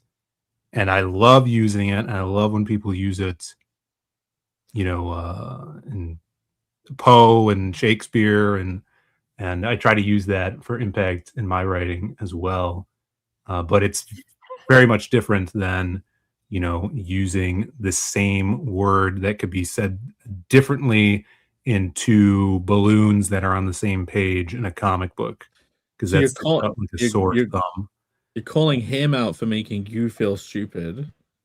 No, I just want people that rewatch this or other people in the chat to understand that I'm not. I want them to understand what Michael was trying to do. Yeah, the dialogue on this page is shit. I haven't even read it. But would you guys like to look at another page? Are you sick of seeing this page? I finally read it, and I'm like, I think I'm ready for the meme. Oh, holy shit! It is nearly 3 hours. No, I got it. I must suffer for the show. I love how in manga, right? Because I don't know who originally published this, but Dark Horse translates and publishes a lot of manga, and what it seems like they don't. It seems like they get the files and it's already lettered, and then they white out the Japanese text and put in English, so they're using the same balloons that are in the Japanese version. Is that correct? If you look at the original Japanese art, those balloons are hand drawn on the same page as the fucking drawing. Right. So that's the only way they could do it. They would have to use the balloons that are already there. Yeah. Right. So then they're either upscaling or shrinking the fonts to fit them in the balloon. So there's like near no consistency in letter sizes. No, they do that in Japanese too. So in the Japanese version, sometimes they do make some of the letters like bigger if they're shouting, bigger or smaller. Yeah. Because that would be like 3 characters for that whole sentence. You know what I mean? Like it would be even bigger than the English text, kind of. Yeah, Japanese manga lettering is much more free range than American comics lettering, I would say. Yeah, and then translating it must be a lot of work. It's hard because you have to make things fit in the same spaces but get the meaning across. It's difficult. But yeah, no. So, anyways, I have something I wanted to ask related to what we were saying, and it's a subject I wanted to bring up. It's the whole it's just a job, get paid, and making art. So, funnily enough, the cartoon that none of you have watched because you will probably think it's fucking stupid, which is Smiling Friends. Yeah, it looks. Do we all know about this? Yeah, it's canceled. Yeah, I've seen some. Okay. So Smiling Friends, it's someone could just misinterpret it as ADHD comedy, cartoon junk. I will share one of the shorts they put out to get a Get view ready on to this. be struck. You ready? That's No, fine. I won't get That's struck. fine. Wait, Ready? so this is the very beginning? Yeah. Like this is the Gotta give early chats. Smiling Friends? Smiling No, friends. this is more recent Smiling Friends, but it's just very short, so you can get a taste. Okay. Right? Hello, I'm Disney. Whoa. Hello, I'm Disney. Thank you for having me. Watch out, man. Thank you Hey, for no having me. problem though. Anytime. Happy to help. Because I was just I was over there for a second and and thank you again for having me. I Oh, think we're just glad you're smiling now. Yeah, and honestly, man, we're just most importantly, we're glad you're safe okay. now. Yeah. I was thinking I wanted to tell you. Okay, goodbye. Thank Okay, you, see you, goodbye, Walt Disney. Yeah, see you later, man. Hey, Godspeed and safe travels, brother. Oh, he was great. Yeah, he really was, man. I really love that guy. And Wait. My wallet's gone. What? What? oh Really? my gosh! Yeah, dude, my gold watch is gone too. What's going on? All the shit is out of my You had pockets. a watch? Wait, Yeah. wait a second. My phone and wallet are gone too. I saw Roy Disney do it when he bumped into you before he left. Alan, what you saw that? Why didn't you say anything if you saw that happen? I don't know. I was in shock. Should I call the police? Yeah, I think you should, and I'm gonna go try to get him on foot. confused. That's all my stuff. Okay, yeah, I'll call now. Okay, yeah, I'm gonna go get him. I'll be right back. You I'm gonna could go. chase Okay, I'm gonna after go. the guy. What is That's, this show? Was Is that the so end? weird. That was the end of it. that was the bit. That was the short. It didn't wrap up. It makes me mad. So what? Wait, what was the point? I forgot the point because that was so confusing. No, I'm just letting people see what Smiling Friends curious. is. The point I'm saying is they commercial. Hello, I'm Rod Disney. Hello, I'm Rod Disney. Right. Smiling Friends had 3 seasons, right? And they were great. They were awesome. The last season, it had like a bunch of like wrapping up of character arc stuff. They got booked for 2 more seasons, season 4 and 5, and they put out the Paris like so confused. Anyway, Adult Swim, but like said, like we agree to fund you for 2 more seasons. They canceled the show themselves. Recently they dropped the show because they said they didn't want it to become shit like Family Guy, South Park, Simpsons, and there was no ending. They're just out, and like literally this is, I know you guys aren't into this animation stuff that much, but this is like global phenomenon sweeping the internet. This is like they literally I would rather I never heard of it.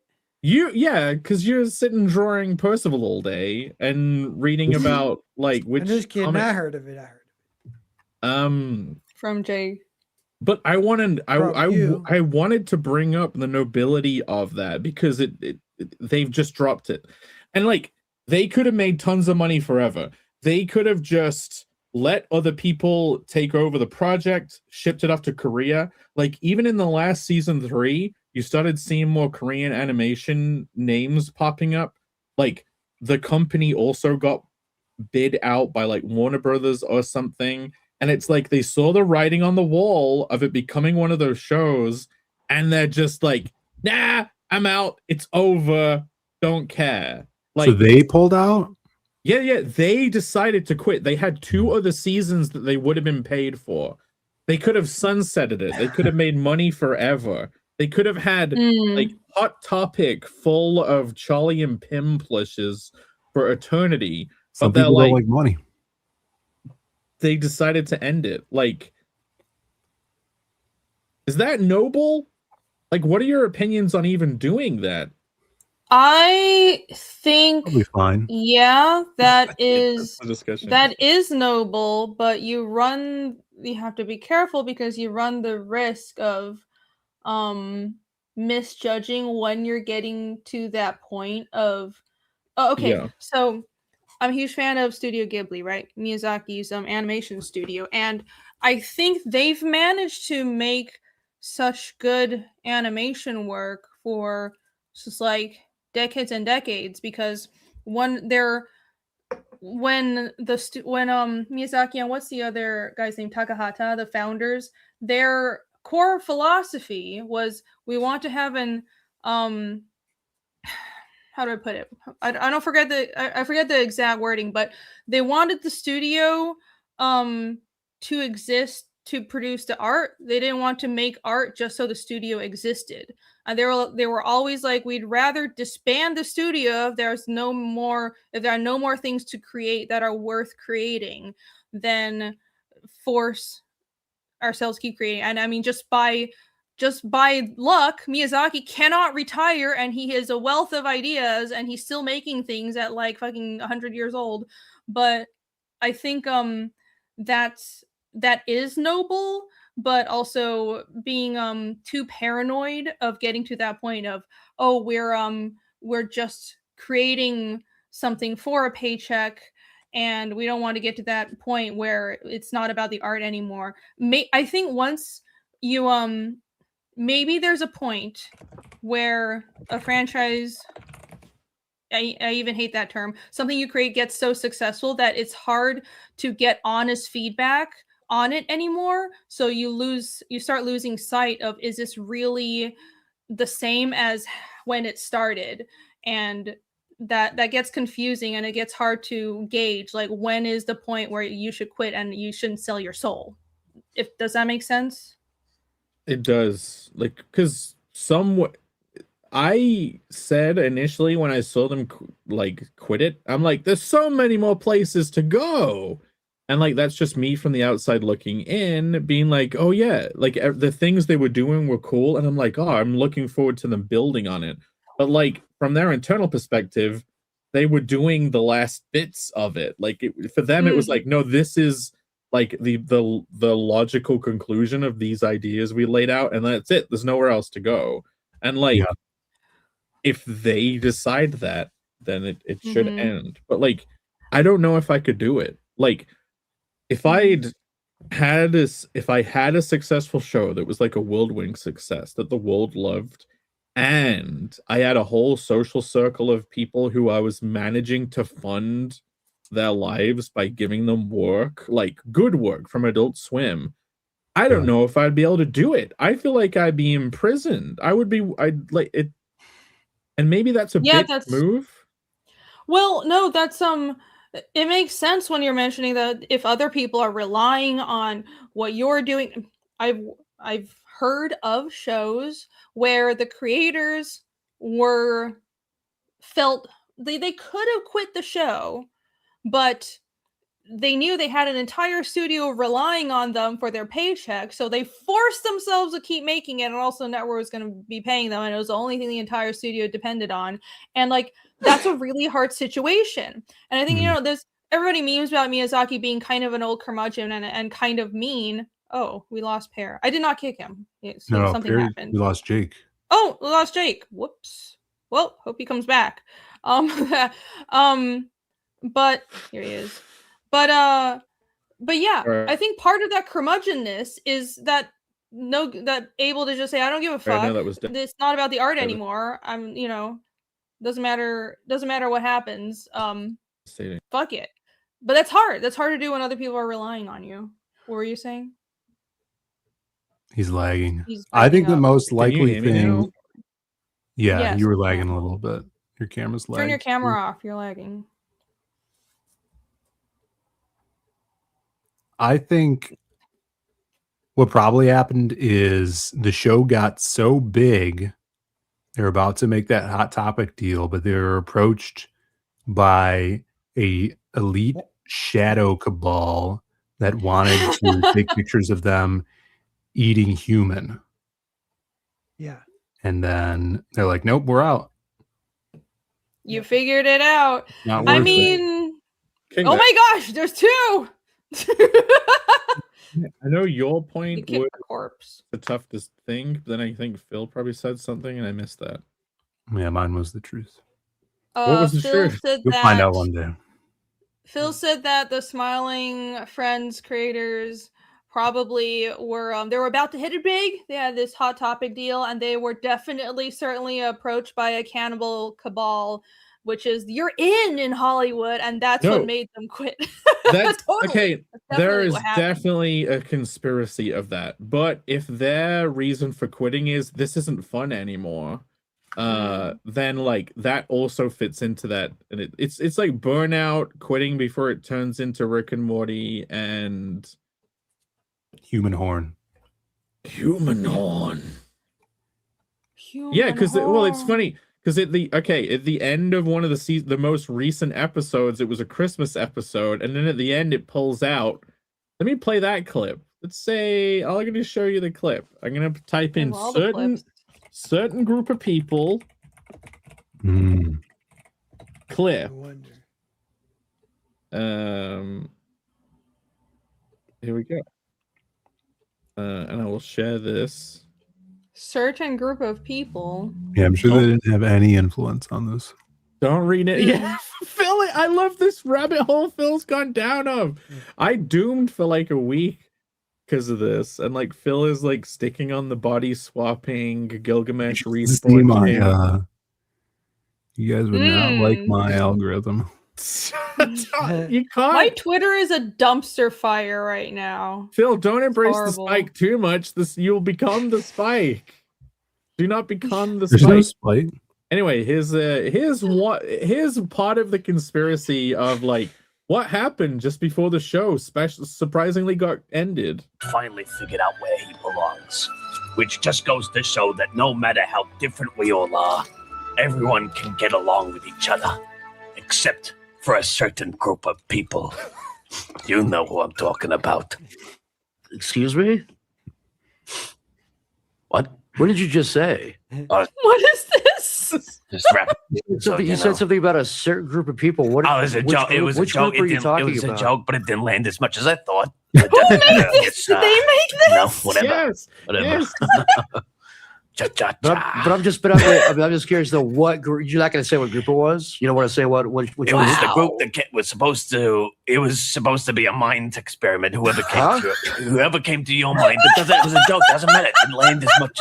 Just say the group, dude. Just say what. Just say what. The Sorry, group is. I'm with Charlie here, and we don't even know who you are. Who are you? Yeah. How did you get in here? This is a private event.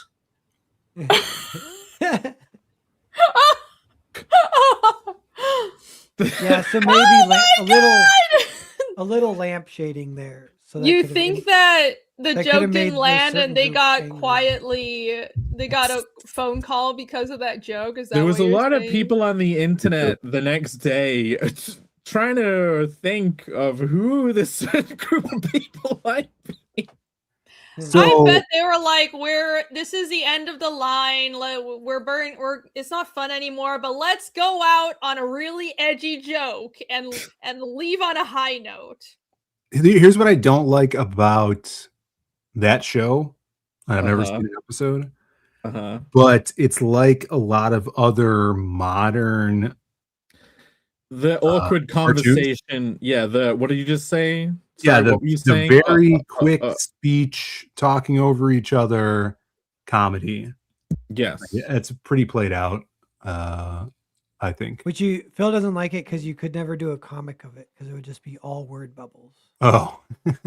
No, dude, you genuinely could. It's like you could. What are you going to make a comic that has who's the foot guy? Quentin Tarantino. You couldn't draw a Quentin Tarantino comic. All the dialogue would fucking suck because no one's acting it. Yeah. Phil, I agree with you on hating that trend, but I really like Smiling Friends. Well, It's not. It's yeah, not I'm bad. sure it's good. That is definitely a trend. What other cartoons do that? It's an Adult Swim thing. Rick Like- and Morty, I think, does that at points too. They'll get into like a groove of it where like that's the bit. It's okay, we're doing this bit now. And it's for like 2 minutes they'll talk like that and talk Awkward dead air arguing. Oh yeah, dialogue. yeah. Seth MacFarlane stuff. Family Guy Some of has it that's the bit, and it's probably like improv between the two characters. I would imagine. It's what Archer it has makes some it of seems that. like. I never want to do it. It's never going to be in any of my stuff, but that's not me saying that it's broadly bad. But yeah, it's a good. Do you think you could bring yourselves to cut off a whole? Imagine your entire social group is like being fed by this creation of yours. And Irene, when you're saying other shows have continued them on, Oh, I see what it you're will be that's it. All Hank Engine would be. What do you mean you need the right kind of coal? What's wrong with diesel? Like what are you saying about diesel, huh? Like you have Oh it's my god. coal only? Like nothing. I'm sure you fume heads. Do you call yourselves fume heads? What's that? Is that a slur? Is that a diesel slur? Is that what am I gonna call you, a coalie now? And it would go on for like 5 hours. It's the humor of just discomfort. For some reason it works, but you can't explain comedy. It's funny because it's uncomfortable. I'm sure that the team will do a new project. You know? Yes. You never know. That's the truth to it. You just be. I think it's the ultimate best creative choice, but like I don't know if I could bring myself to do it. But lightning don't strike twice, and nothing they make will ever reach those heights again, and they will die in obscurity, like the certain. Wow, Pear. And we'll never know. But Pear, is that fearing the spike? If that is going to lead your decisions, is that fear of the spike? The dopamine spike. Wait, No. Oh, so the cortisol spike. That's what I thought Yeah. embracing the spike was. It's the cortisol of the stress of making a decision that's brave. Yeah. Yeah, to say that, well, this is the only thing. Hold on. So we were talking a while ago about man, I lost my train of thought. God damn it! Something about Yeah, I think fear. it's time for the meme. No! Yeah, meme no! time. Stop trying Lost to my end train my of thought. stream. Good We're not even show, at 5 hours yet. We're not even at 5. We're past 3. Oh my god! Hey, Oh Rainey, my that was a god! good It's show. because Nice job. because Pear went on for 40 fucking minutes with nuggets. Someone should have I timed really me. can't remember Not my. my Now fault. it really. Who's running this show? Not me. Well, not him. That's for sure. Cool, dude.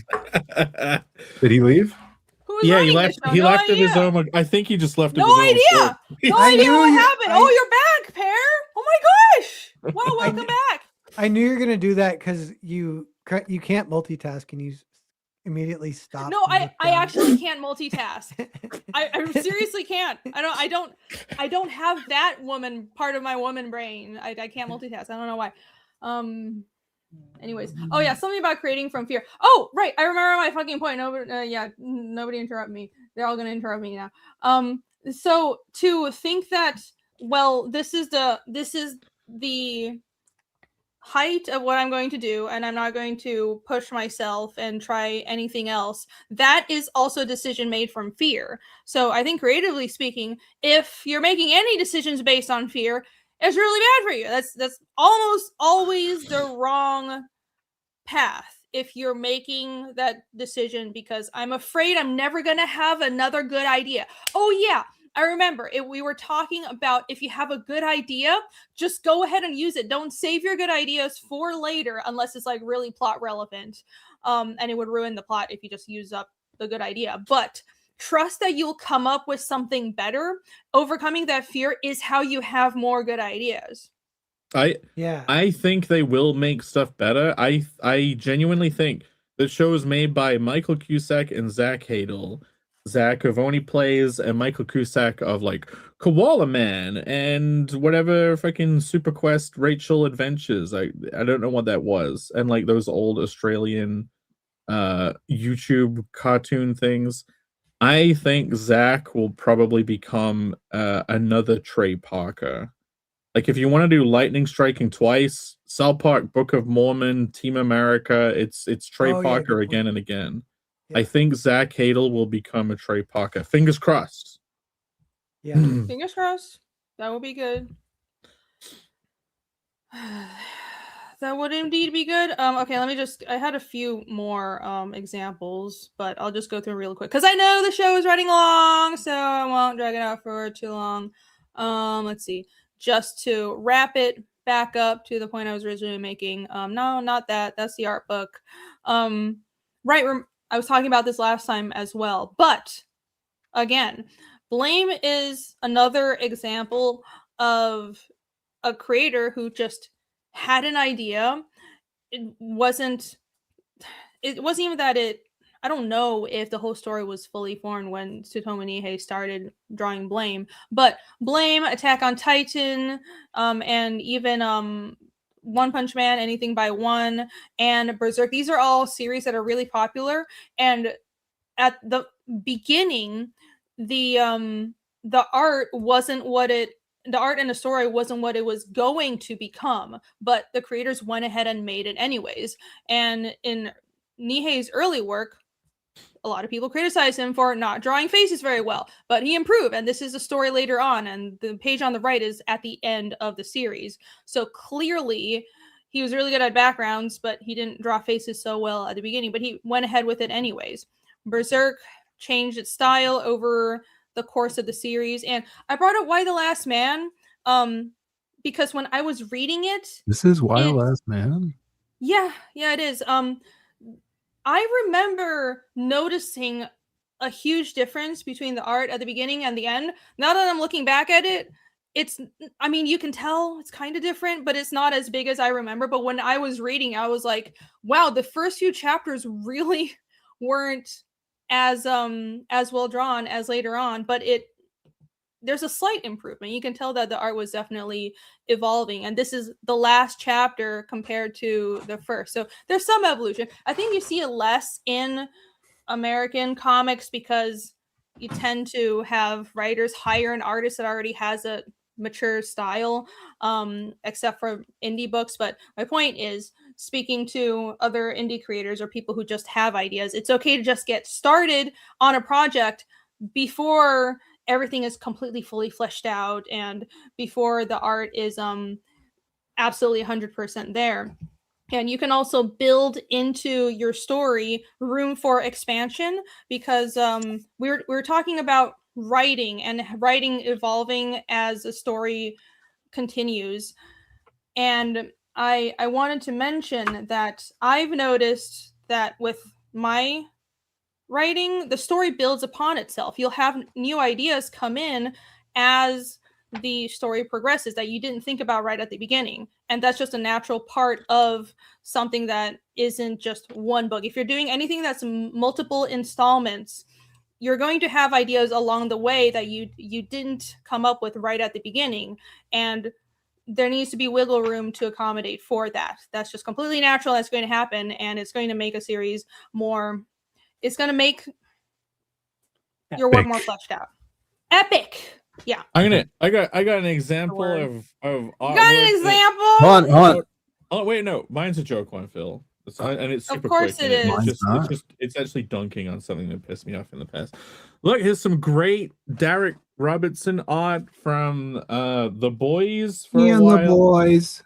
Yeah, it was just wonderful art, like great expressions. I love Derek's stuff. Like, look at this face.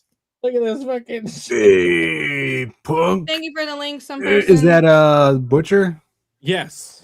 And then I'm butchering here. You know, and then later on in the series, Derek really improved when the art went to in this direction. It's just like a stylized version of the characters, a little simpler.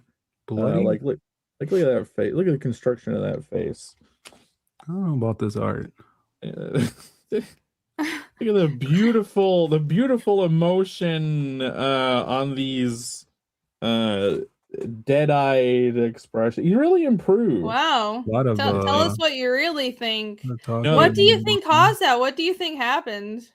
Well, I think he changed it. I think it was originally Derek Robertson, and then he legally had his name changed to this guy, John McCree. So artists changed, you're saying? Very funny. Okay. Yes. Derek Robertson had his name legally changed, right? To the other I haven't read it. I can't tell when Jake's joking sometimes. I don't know that series. My God, the gaslighting. So this is so that's why The Last Man? Yes, yes, that's why The Last Man. It's more like, why does this look so bland? Am I right? Wah, wah, wah. The story was interesting. Have you ever read it, Phil?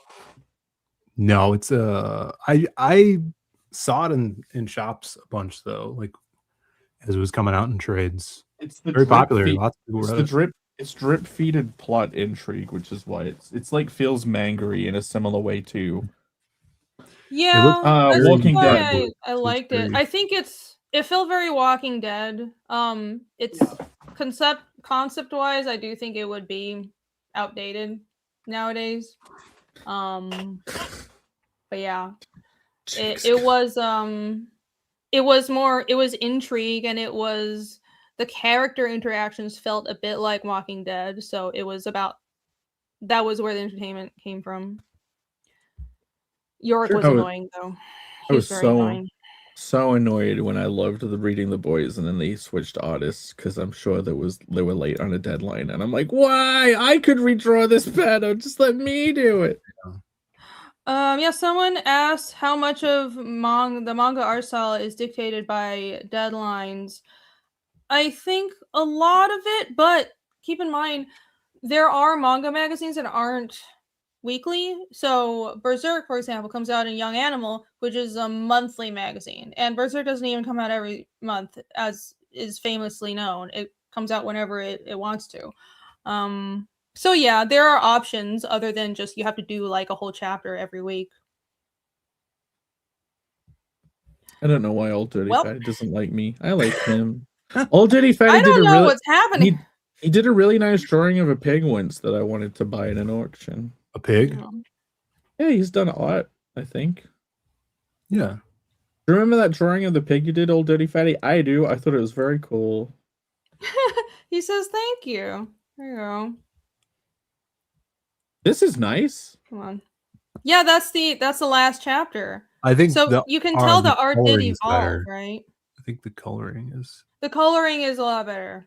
I don't know if they changed colorists. I actually didn't look into that. Maybe it really is the coloring making a difference. Tokome asks, are there any auctions anymore? Well, Red Valkyrie hasn't done theirs in a while. I've done some eBay auctions, but we're bringing them back. eBay. Yeah, I've been avoiding that just because I'm busy. But I want to do more auctions. It would be great. It just takes some time. But yeah, I'll get back to it. I'll do more. Me too. All right. Meme I think that about yes. Yeah, I think he said he's time. posting it. The thing is, Pat, he hadn't posted it yet. He just said he's posting it now. So we haven't actually dragged out the meme. We need to drag it out until Alex is like, "Here's the meme. Shut the fuck up." End the stream. Take it, please.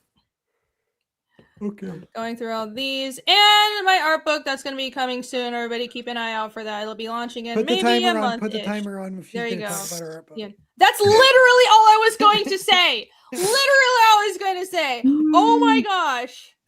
Oh, I'm going to go get a drink after this for breakfast. Too late.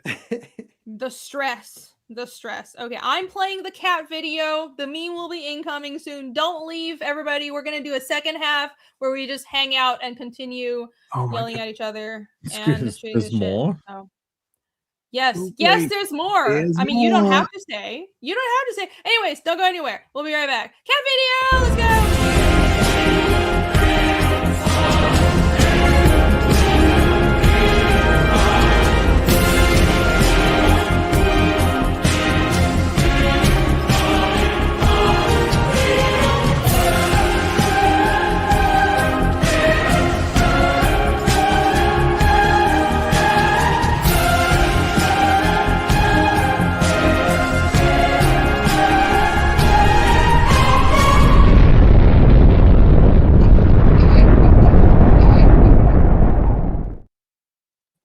Woo! Old Dirty Fast says 2 a.m, and what does that have to do with late. drinking? It's late. That's the prime time for drinking. Perfect timing. Whew. Pear has left and Jake is doubled again because his internet is ID doubled. Should I? While we're waiting for the meme, I will. We'll show some more pages for anyone who missed it. Here is the damn. The meme looks awesome. Demon page. Oh, well, I guess the meme is up. I'll go check it out in a second. And there's the attic observatory page. I'm very happy with this one. Beautiful. Yay! So yeah, here are inks on Fiendish 3. If you missed me showing these earlier in the stream, you can rewind and see a few more pages. And also watch my perspective work get torn apart. It's all good. It's fine. I'll just redraw the entire scene. Thanks a lot, Jake. Yeah. Just kidding. It's fine. Oh no, the if you want me to let out rage about that page, I remember seeing it earlier when it before all the wood grain, and I'm like, this was the indoor one. Oh. And I was like, huh. I thought this was gonna be like the big intricate indoor page, but then when you added all of that texture and all of that wood grain, it became epic. Well, cool. Yeah, the texture does add a lot to it. I mean, honestly, I do a lot of the work that often is transferred to coloring, because I want the colors to just be a gradient. Yeah, I want it just flat colors work fine on this. But no, I love drawing texture as well. It's purely self-indulgent. There's no further thought in it. I just like doing it. It's therapeutic. That's all. Yeah, there you go. Texture fixes everything. So I'm just gonna add texture to all my mistakes, and then it'll all be better. That's the lesson that I'm. Weka says, "How long would you guess that telescope is?" The answer is I don't care. I'm done. The page is done. I got something to show. Oh, someone will point out that it's not scientifically accurate. What are you showing? Something to show off. What is it? Oh, I gotta get my Regale us. Let me find the meme so we can How's that? get out of here. Get out of here. I had a bunch of things pulled up from Twitter, but I guess I'm gonna pull those up next week. Check this out. I have nuggets ready this week too, but I never had a chance to share any of them. You had nugs? I wanna never even see told my nuggets. I'll stay for another 5 minutes. No, you don't. No, you don't. You don't give a shit. Oh, I saw this, Phil. Isn't this awesome? That's great. That's so good. Yeah. Ah. Little Cuphead style hose arm animation sketch cover from Doug Smith, aka Blue Moon Cartoons. He sent this over. I sent this to him months ago with like his order, and then he did this. Super cool. Yeah. I think I'm just gonna keep it because I like it so much. Freaking cool. Pretty cool. Yeah, that is awesome. When stuff is too good, you're like, nah, the common people. This is not for the plebs. This I just want to put it on my wall. I love it. Very nice. You don't get to see me anymore. How do I exit? I was trying to find the meme, so I got it. I got it. Come on. My stream share folder is insane. Thank you for the links, Alex, and thank you. I saw a couple other people posting links to our stuff, so thank you very much. Go check out all of our thingamajigs. All right. Where is my panel keepers? No, we're the panel breakers. The keepers of the panel. Keepers of the panel. Ba-bam! Woo! That's a lot. This is a dense meme. Glorious. Yeah, did we reference? Glorious. So we got giant Titan versions of our characters. Oh that's awesome. Look at that. He turned your villain guy into a green giant. I know. That's amazing. Oh my god. That is wicked. Alex, did you have to copy paste that Connell head on without the nose? Because it still looks AI made, so maybe it just didn't add a nose. That's uncanny. It's like the AI just made him normal people proportions, Yes. but kept most of your art style. It's Ugh, AI is crazy. It's a bit similar to the I was supposed to have a guest artist on the upcoming book, and they did a cool sketch of them originally, of them in more, like a more anime style, and it was more like that. Like he was more human proportions but small. Oh, Alex says that he did not have to copy and paste this time. Wow. Cool. The It's AI is evolving. learning. It's evolving. No, that's awesome. Look at us sitting on our characters and their Shin-chan popping out from behind Carnal. So badass. I cannot imagine constantly making decisions based on what women would think. What a horrible way to live. Based fully in chat aparte. On his motorcycle. Quote of the day. Flying He motorcycle. would say that too. He's asleep on his little anime motorbike. Oh my gosh, is he asleep? I need his. Oh my gosh. He's so cute. That's so cool. He is adorable. He is at peace with his baseness. One day we'll have a Napoleon plush as merch for the show. We'll copyright Napoleon just for our show. He's public domain. Yeah, he should be ours. You know who else has a Jake caricature that's been on the show? Go on. Who? Kelsey. Yeah. Oh, you think it has to be, we have to have a Kelsey standee? No, I'm just saying he should, copyright Kelsey. Should be in our hearts forever. Yes. I miss Kelsey. He should come back. Kelsey. Yeah. Oh no, he disappeared into the swamps forever. Kelsey is just a mere memory now. Like, did he I ever know. exist? A In our figment hearts. or of our He imagination. still exists in our hearts, in our kokoro. Soon it'll be hard to remember what he looks like. Kelsey, come back. He's really good at explaining art processes. He's like a good teacher, which is difficult. Yeah, he was It was great. great to talk to him about the work, about craft. We were very lucky to have him on the show when he came on. Wasn't he? He's been on twice, right? I think Yeah, he was on a couple times. We're Mhm. talking about him like he died. No, he just like disappeared off the internet, which I understand because the internet is like fucking crazy. But We're blessed to have this time. we were blessed. All right, Phil, you want to start us off? Yes. I hear tonight's topic is HR. It's redundant if you say crazy woman. It's true. I got some nugs too. Jake has a lot of rage inside of him. Yeah, he might be a gay man, closeted. There's gonna be a lot of twisted mangling and dangle earrings.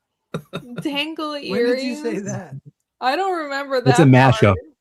I said twisted mangling of magic, and then I mentioned dangle earrings when I. Have you brought back the earring, Phil? Yeah, it's been on this whole show. Oh, he's got the earring Oh! back!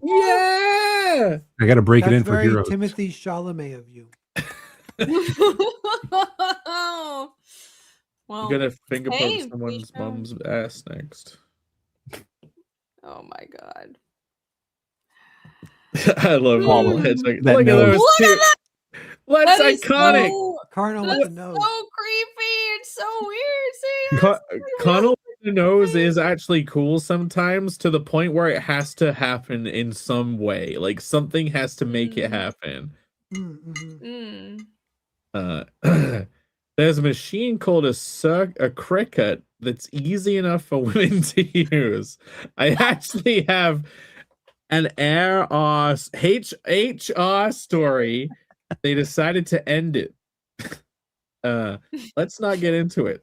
This is hashtag This is a hashtag unhireable topic. God damn it, TC! You can't just do that. I need 100%. I need a 100% win rate. That's Look at that little hedgehog guy. Oh, that's such a great. You're very That's the brown, but at creative least it bus. looks The like a creative bus hedgehog. down there. Cool. About to run over Roy Disney. Amazing. You got smiling friends in there. Napoleon's bike is just flying. I guess I'm next. See. So he was just wielding his knife while everyone was sleeping? They were definitely approached by a cannibal cabal. Karens are clearly the foot soldiers. It's funny because it's uncomfortable. What a great use of our creative energy. Will you guys let Pear talk? It's his show after all. Immortalized twice. Immortalized. Clip that. That's yeah, that's weird seeing the zoomed in version. So like the top one is from the I can't zoom. Is that yeah, that's mostly from the comic, but it's filtered through the AI. And then he's like the AI just started making up details with the zoomed in version, but it does look cool. It's I so like that you funny. look in yours. You look more cutesy, but then the mug is like super Chad mug. Yeah, it's like that Chad face black and white picture, but turned into a mug. The giant jaws. All right. Last but Let not me least. ASMR some chewing real fast. Oh my god. Oh. Okay. Sounds like your bully story is the origin to a horror story. Oh, you don't want to tell the story now? Jake is so mad. I kind of forget there's an awkward sex scene. Jake, she likes it, so just say whatever. Clip that. Clip that. That's like and me. that was the perfect part to clip. That does fit with me looking at a notebook. That's funny. Yeah, what's on the back of his notebook? Zoom, enhance. Enhance. Well, it's maybe probably it's AI. Even more? Is there gibberish, any? Yeah, but is who there knows? anything on the back of Pez notes? Because it looks like a comic page. Be an Easter egg. What is? Yeah, it's a little I comic. can't It zoom looks in. like Mini. It does look like a comic Hmm. page. It's but- probably just the AI hallucinating random shit. layouts. There you go. Yeah, what if this is, Is like that from something, Alex? this is a secret to like ancient text? Maybe Yeah. that's from like interactivity. Is it? I don't Those might recognize be it. stick figure Tell us, panels you Pear. did for interactivity. It's 5 panels. I can count to 5. Yeah. That's it. That's a line It's for the either- meme, Alex. it's Put it in too the meme. I late. can count to It's 5. too late to add in the meme. That was perfect. That was the way you said it too. I can count to 5. Wait, there's more, but there's more. I have to download the other memes. Okay, hold on. Give me a second. More. There's more. I was like, are there backup memes? Yes, there are. Hold on. Let me see. Thank you, Alex. Gotta catch 'em. The wonderful. Yes, thank you, Alex. memeing. Oh, these bonus memes are great. I I should think I share need my a fucking- better dangle earring. A much bigger one. You think it should dangle more? I think the earring's fine, but the head motion of trying to make it dangle is probably the fruitiest part of wearing it. I'm showing it off, you know? Sure. You need to get a diamond encrusted blingy one that's pink and shiny. No. Just get a silver cross. Yeah, my girlfriend's fine with it. She says it looks good, but it may give off the wrong impression to those non-heteros, you know? Yeah, you don't say. All right, hold on. So- Ignore She that doesn't- last yeah. one. She doesn't want to have to fend off both genders. Exactly, yeah. No. Or should I say Fair sex? enough. Look at that. Oh, I knew it. They're cooking Satanic. nugs. He's some nuggeting. With Some it probably nuggeting. goes to my campaign. That's fun. It probably does. I'll print that up. That's and I'll put it all awesome. around. Indiegogo! Oh, that, yeah. You should post that. Yeah, that's amazing. Oh, look! It actually looks like him too. Looks just like you. Yeah, that's perfect. Oh, Yet love the satanic, nugget. though, so I A just little about. satanic. A little satanic. Something about that. It's good to dabble in Satanism just slightly, so you know what you're working. You with. have to know your enemy, right? Yeah. Just like Like- Rage Against the Machine said. Know your Any, enemy. I disavow. Do you guys ever? anytime, Or go ahead. Sorry. anytime we engage with hierarchy, we're essentially engaging with the evil one. Oh yeah. Yeah, do you guys ever daydream about giving a Oscar acceptance speech? No. No, You why? guys don't? Clearly you do. That's Yeah, the well- meme. Anyone ever dream about accepting an Oscar speech? I can count to 5. yeah. That's the But meme. my fake Oscar acceptance speech is like, thank you for the award. I just want you guys to know that if there is a satanic cabal running everything, I am so in. Count me in. But I'll do anything. But I might be a double agent, and then I'll walk off. That would be really good. That would be a good one. Well, too bad Hollywood doesn't have a sense of humor anymore. That's great. Great job, Alex. And then there's this one. Look at that. Math, baby. Oh, that He's is even so got cool. the earring. I'm holding up Hitman Yes! too. That's awesome. I gotta send that Yes. to Doug. That's so dope. Nice. Look at That the is little mask uncanny on how- the mic. Somebody stop us, please. It's like, just please stop us. Smokerini, Emerald Arcanist, Green Ink Fill. I like it. And Verdant. Verdant. Ghoul. Ooh. The I'm impressed that the AI. So in the past, when you would run any text, any photo with text through an AI, it would Yeah. fuck up the text. But now it's not doing that. So that's it's growing. It says there in the It's corner that he let AI pick the names. Ooh. Oh wow! I mean, it's like still the fun. I like the perspective on my Yeah. background. You're crazy. Yeah. Why is there a freaking VV for Vendetta guy in my background? Like it hallucinated a V for Vendetta guy. Oh Guys, my watch. gosh! That means Look there's at gonna be. that! That probably means there's gonna be It's a there's gonna be a demon. revolution That- soon in London. You're the Brit too. That means something. Look. The AI is predicting something. Okay, I want to see what it got right. It got the hedgehog. It got plush Jesus.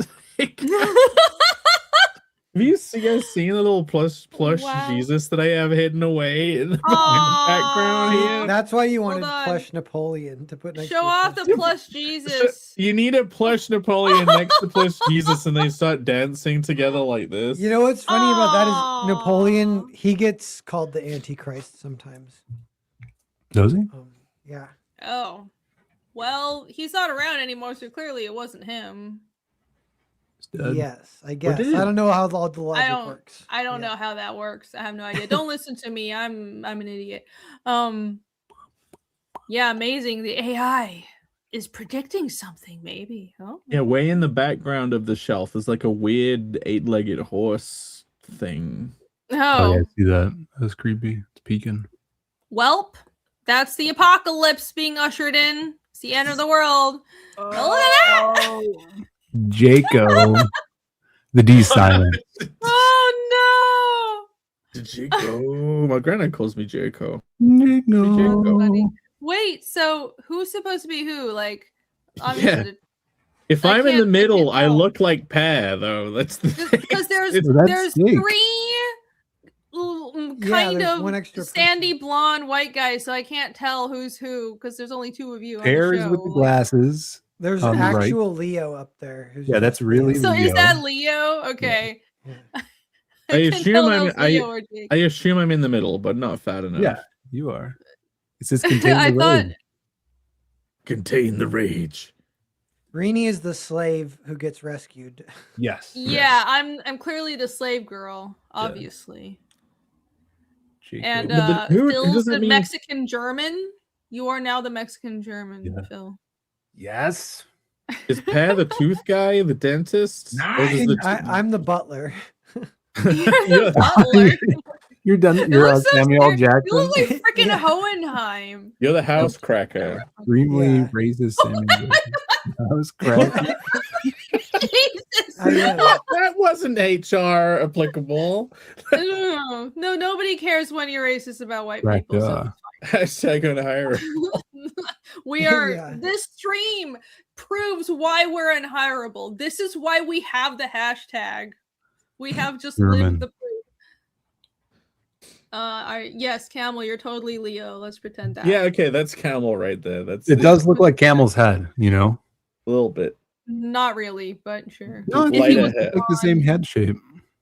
If he was, yeah, he was blonde. darker hair. Yeah. Awesome. I don't know how Alex comes up with these Oh my ideas. Look at goodness. this. Another Wild West. The Wild West pasta. Dude, look how many barrels I have on my back. Yeah, this is trying to. Oh, do the- is this him trying to do the One Piece style but more detailed? It is. Yeah, Oh, when he said detail, it put the detail in like the patterns on the clothing and the vines in the background. That's so cool. And all the rendering too. Junk Saloon. Oh Here's my the One god. Piece supplies. Saloon supplies. Yeah, Wait, let's see. check out the wanted posters. I bet he didn't put any hidden things in the wanted posters, but it would be funny if they No, did. he definitely did. Look at that fucking demonic train. Holy It's crap. the evil Hank engine. That is the most evil train I've ever seen. I look at Arian's Asian teeth. Saudi You yarn. have a lisp. I didn't know that teeth could be Asian. My teeth are definitely not like that. But Those teeth make it seem like welcome to the wild West. Yeah. That's serious. A Chinese buck teeth. That's a classic like 40s stereotype. She A built the Japanese teeth. She built the railroad that the train is on. I built it a railroad. You boys go on ahead, okay? I like that. Yo, I would buy that jacket. I want that jacket. Oh, I'm That's sure you nice. can find that in Mexico. If I had like 100 hours to waste, I'd just make it. That would be fun. Bang bang. Yeah, let's see. Sounty Alps. Yeah, I don't think Yeah. the bounty posters are anybody. No, Sounty Laps, big time villain. Sure. Was it? Is that Buds? That's Sonic Budson is the top guy, and then there's Orot Kraust is Yeah, that guy's German. Yeah. They're all Oh, Germans. Hitman was Naturally. cool. Yeah. I'm the daring cowgirl. Look at Jake's Bear. Just gadget looks like he's out of like a freaking The Road. He's just got a hoodie on and a jacket. Yeah, he's the least fantasy of all of us. Yeah. We're all Urban wearing apocalypse. leather jackets with dirty hair. We don't have sunglasses though. We should have been in that would have been great if we're in sunglasses. Just Oh, we for- needed long leather trench coats. Yeah, and long like leather greasy trench hair. coats. Because we would you look really apparently cool. hate that. Stoics. Just torture you. Phil is the Phil's still comic reading Hitman. hunter. Yeah. Here's a stoic yeah. sniper. It's great. That's a cool idea. You've got like a evil cursed spell book or something, Phil. That's fun. That's all my hits. Yeah. That's all the That would be. bounties That's on a there. good idea for a weapon, like a cursed spell book. I'm gonna take that idea. The grimoire. In The TF2 they have grimoire. in TF2 they have the Bombonomicon, which is like a bomb in a book. Oh, that's cool. It's a boss. It fires bombs at you. Of course it does. Amazing! Thank you, Love it. Alex. These are so great. That's Wonderful my next job as thumbnail. usual. Thanks, I'm Alex. a host. Thank you, Yeah, Alex. no, this is great. This is perfect for your channel too. Woo! We did it. Oh, all right, we did it. We did it. Another made it. panel breaker show wrapped up. We contained survived. the rage. We contained the rage. My sanity is mostly intact. Jake's rage is contained. Pear even has not tell my- fallen asleep yet. I didn't Bill even tell has my not HR gone. story. You did. You Oh, told you wanna two talk about HR it? stories. No, I didn't. The HR HR story is everyone was doing a stock take at work when I worked in retail, and I was having a casual conversation with a fellow employee who was not of a similar complexion, and accidentally said what I didn't realize was slur. Oh. And upset them. And then there was a HR meeting later where I was like, I didn't know. I didn't know. I would have never said that if I knew. I thought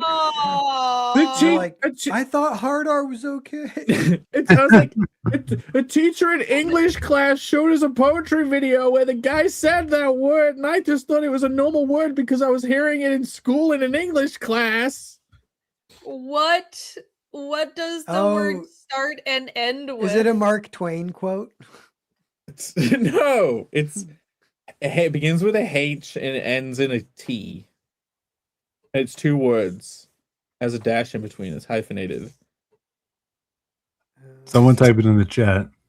You need to type it into private I'll chat. type it in I'm the blank. private chat. It's Okay, look, so having not grown up in America, there are racial slurs that I didn't know about, and like there have been many close calls just because I was ignorant about what things were forbidden words. I typed it in the private chat. I typed it in the private chat.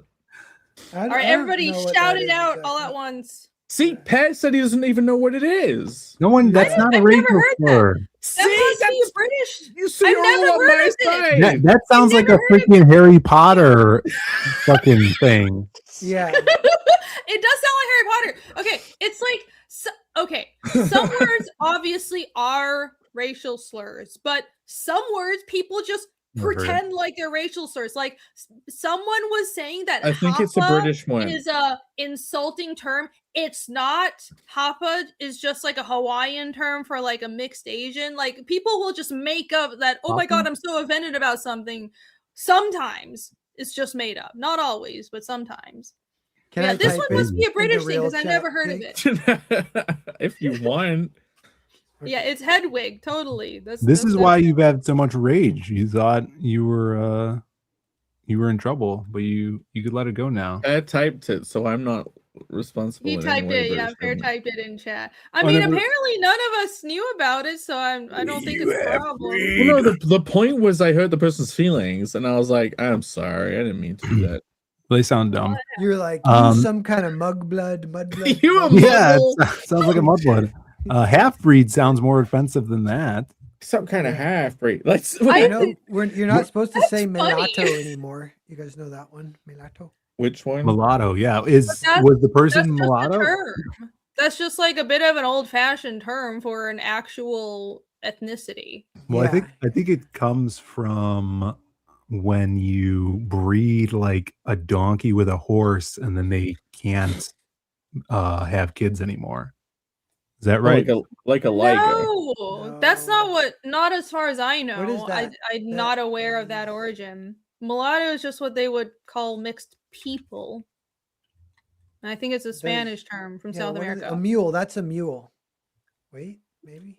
Yeah, a mule is not a mulatto. Oh my god. No, it is. Hashtag it's a Spanish term for a mule, which is a mixture of a donkey and a horse. And mules cannot have kids anymore. And can I get some justice here for people doubting me? Me too. So are mules also called mulattoes, and that's why it's offensive? Yeah, that's why it's offensive, because you're basically calling them a hybrid offspring. That can never. The mulatto originates from 16th century Spanish or Portuguese mulatto, likely derived from mula, implying a hybrid offspring historically donated. Denoted a person who one is black and white. Oh, yeah, because I widely remember considered offensive, rooted in colonial. Yeah, like donkeys and mules are like different. I always thought they're the same, but they're different. Donkeys can reproduce; they're like their own thing, and then mules can't. They're just a mix. I always like the word mulatto. That's cool. Yeah. I mean, it became such a common word and not used as a slur that I thought it just a term, but I mean, I kind of see why it's offensive, I guess. It sounds cool. TC's right. I call myself a half-breed all the time, but I understand that I have a different bar for offense than most people. So, did you see that one cartoon of Bugs Bunny shooting in Native Americans? And then he's counting them all he's marking them off and counting them up, and then he counts one up, and each one he's killing, and then he rubs it off and says, that one were a half-breed. Like saying it didn't count.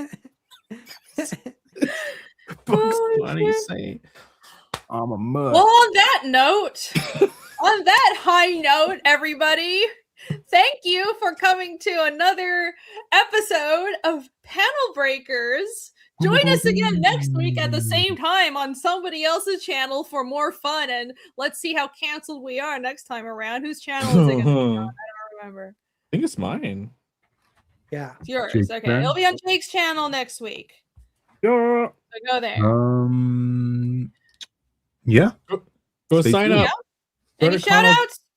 ConnellComic.com. Go sign up for the next book coming soon. Go change the aspect ratio of the window you're looking at the page to look in the bottom right corner to see what you can see. Exactly. Just you can cut off the image physically so it doesn't show. That might be a good idea. It doesn't show. It totally doesn't. Does it always? There's no bottom corner. There's no better way to end it. Old Diddy Fatty. No, every show we end it with racism. That's a tradition. Phil, any shout outs? Yeah, I'll be streaming tomorrow. We might do a giveaway tomorrow with some new beans for a holiday that's coming up. If I remember to bring them in. Easter bean? No, not an Easter bean. Every time I say what a bean is going to be, I always get it wrong and ruin Phil's party. We might be able to do an Easter bean. That's, we still got time for that. Painted egg, Easter bunny, shell bean. We got, we might have that. I may have a St. Patty's Day bean. The green bean. There might be a green bean. So stay tuned for that. I have some more sketch covers. I might throw one up tomorrow. We'll see. And if I'm feeling, antsy. And yeah, I guess that's it. Go buy Grand Prix on Indiegogo. Yeah, the Indiegogo opened today, so go back that one. Yeah. I think we got one backer while we've been talking, so thank you. Nice.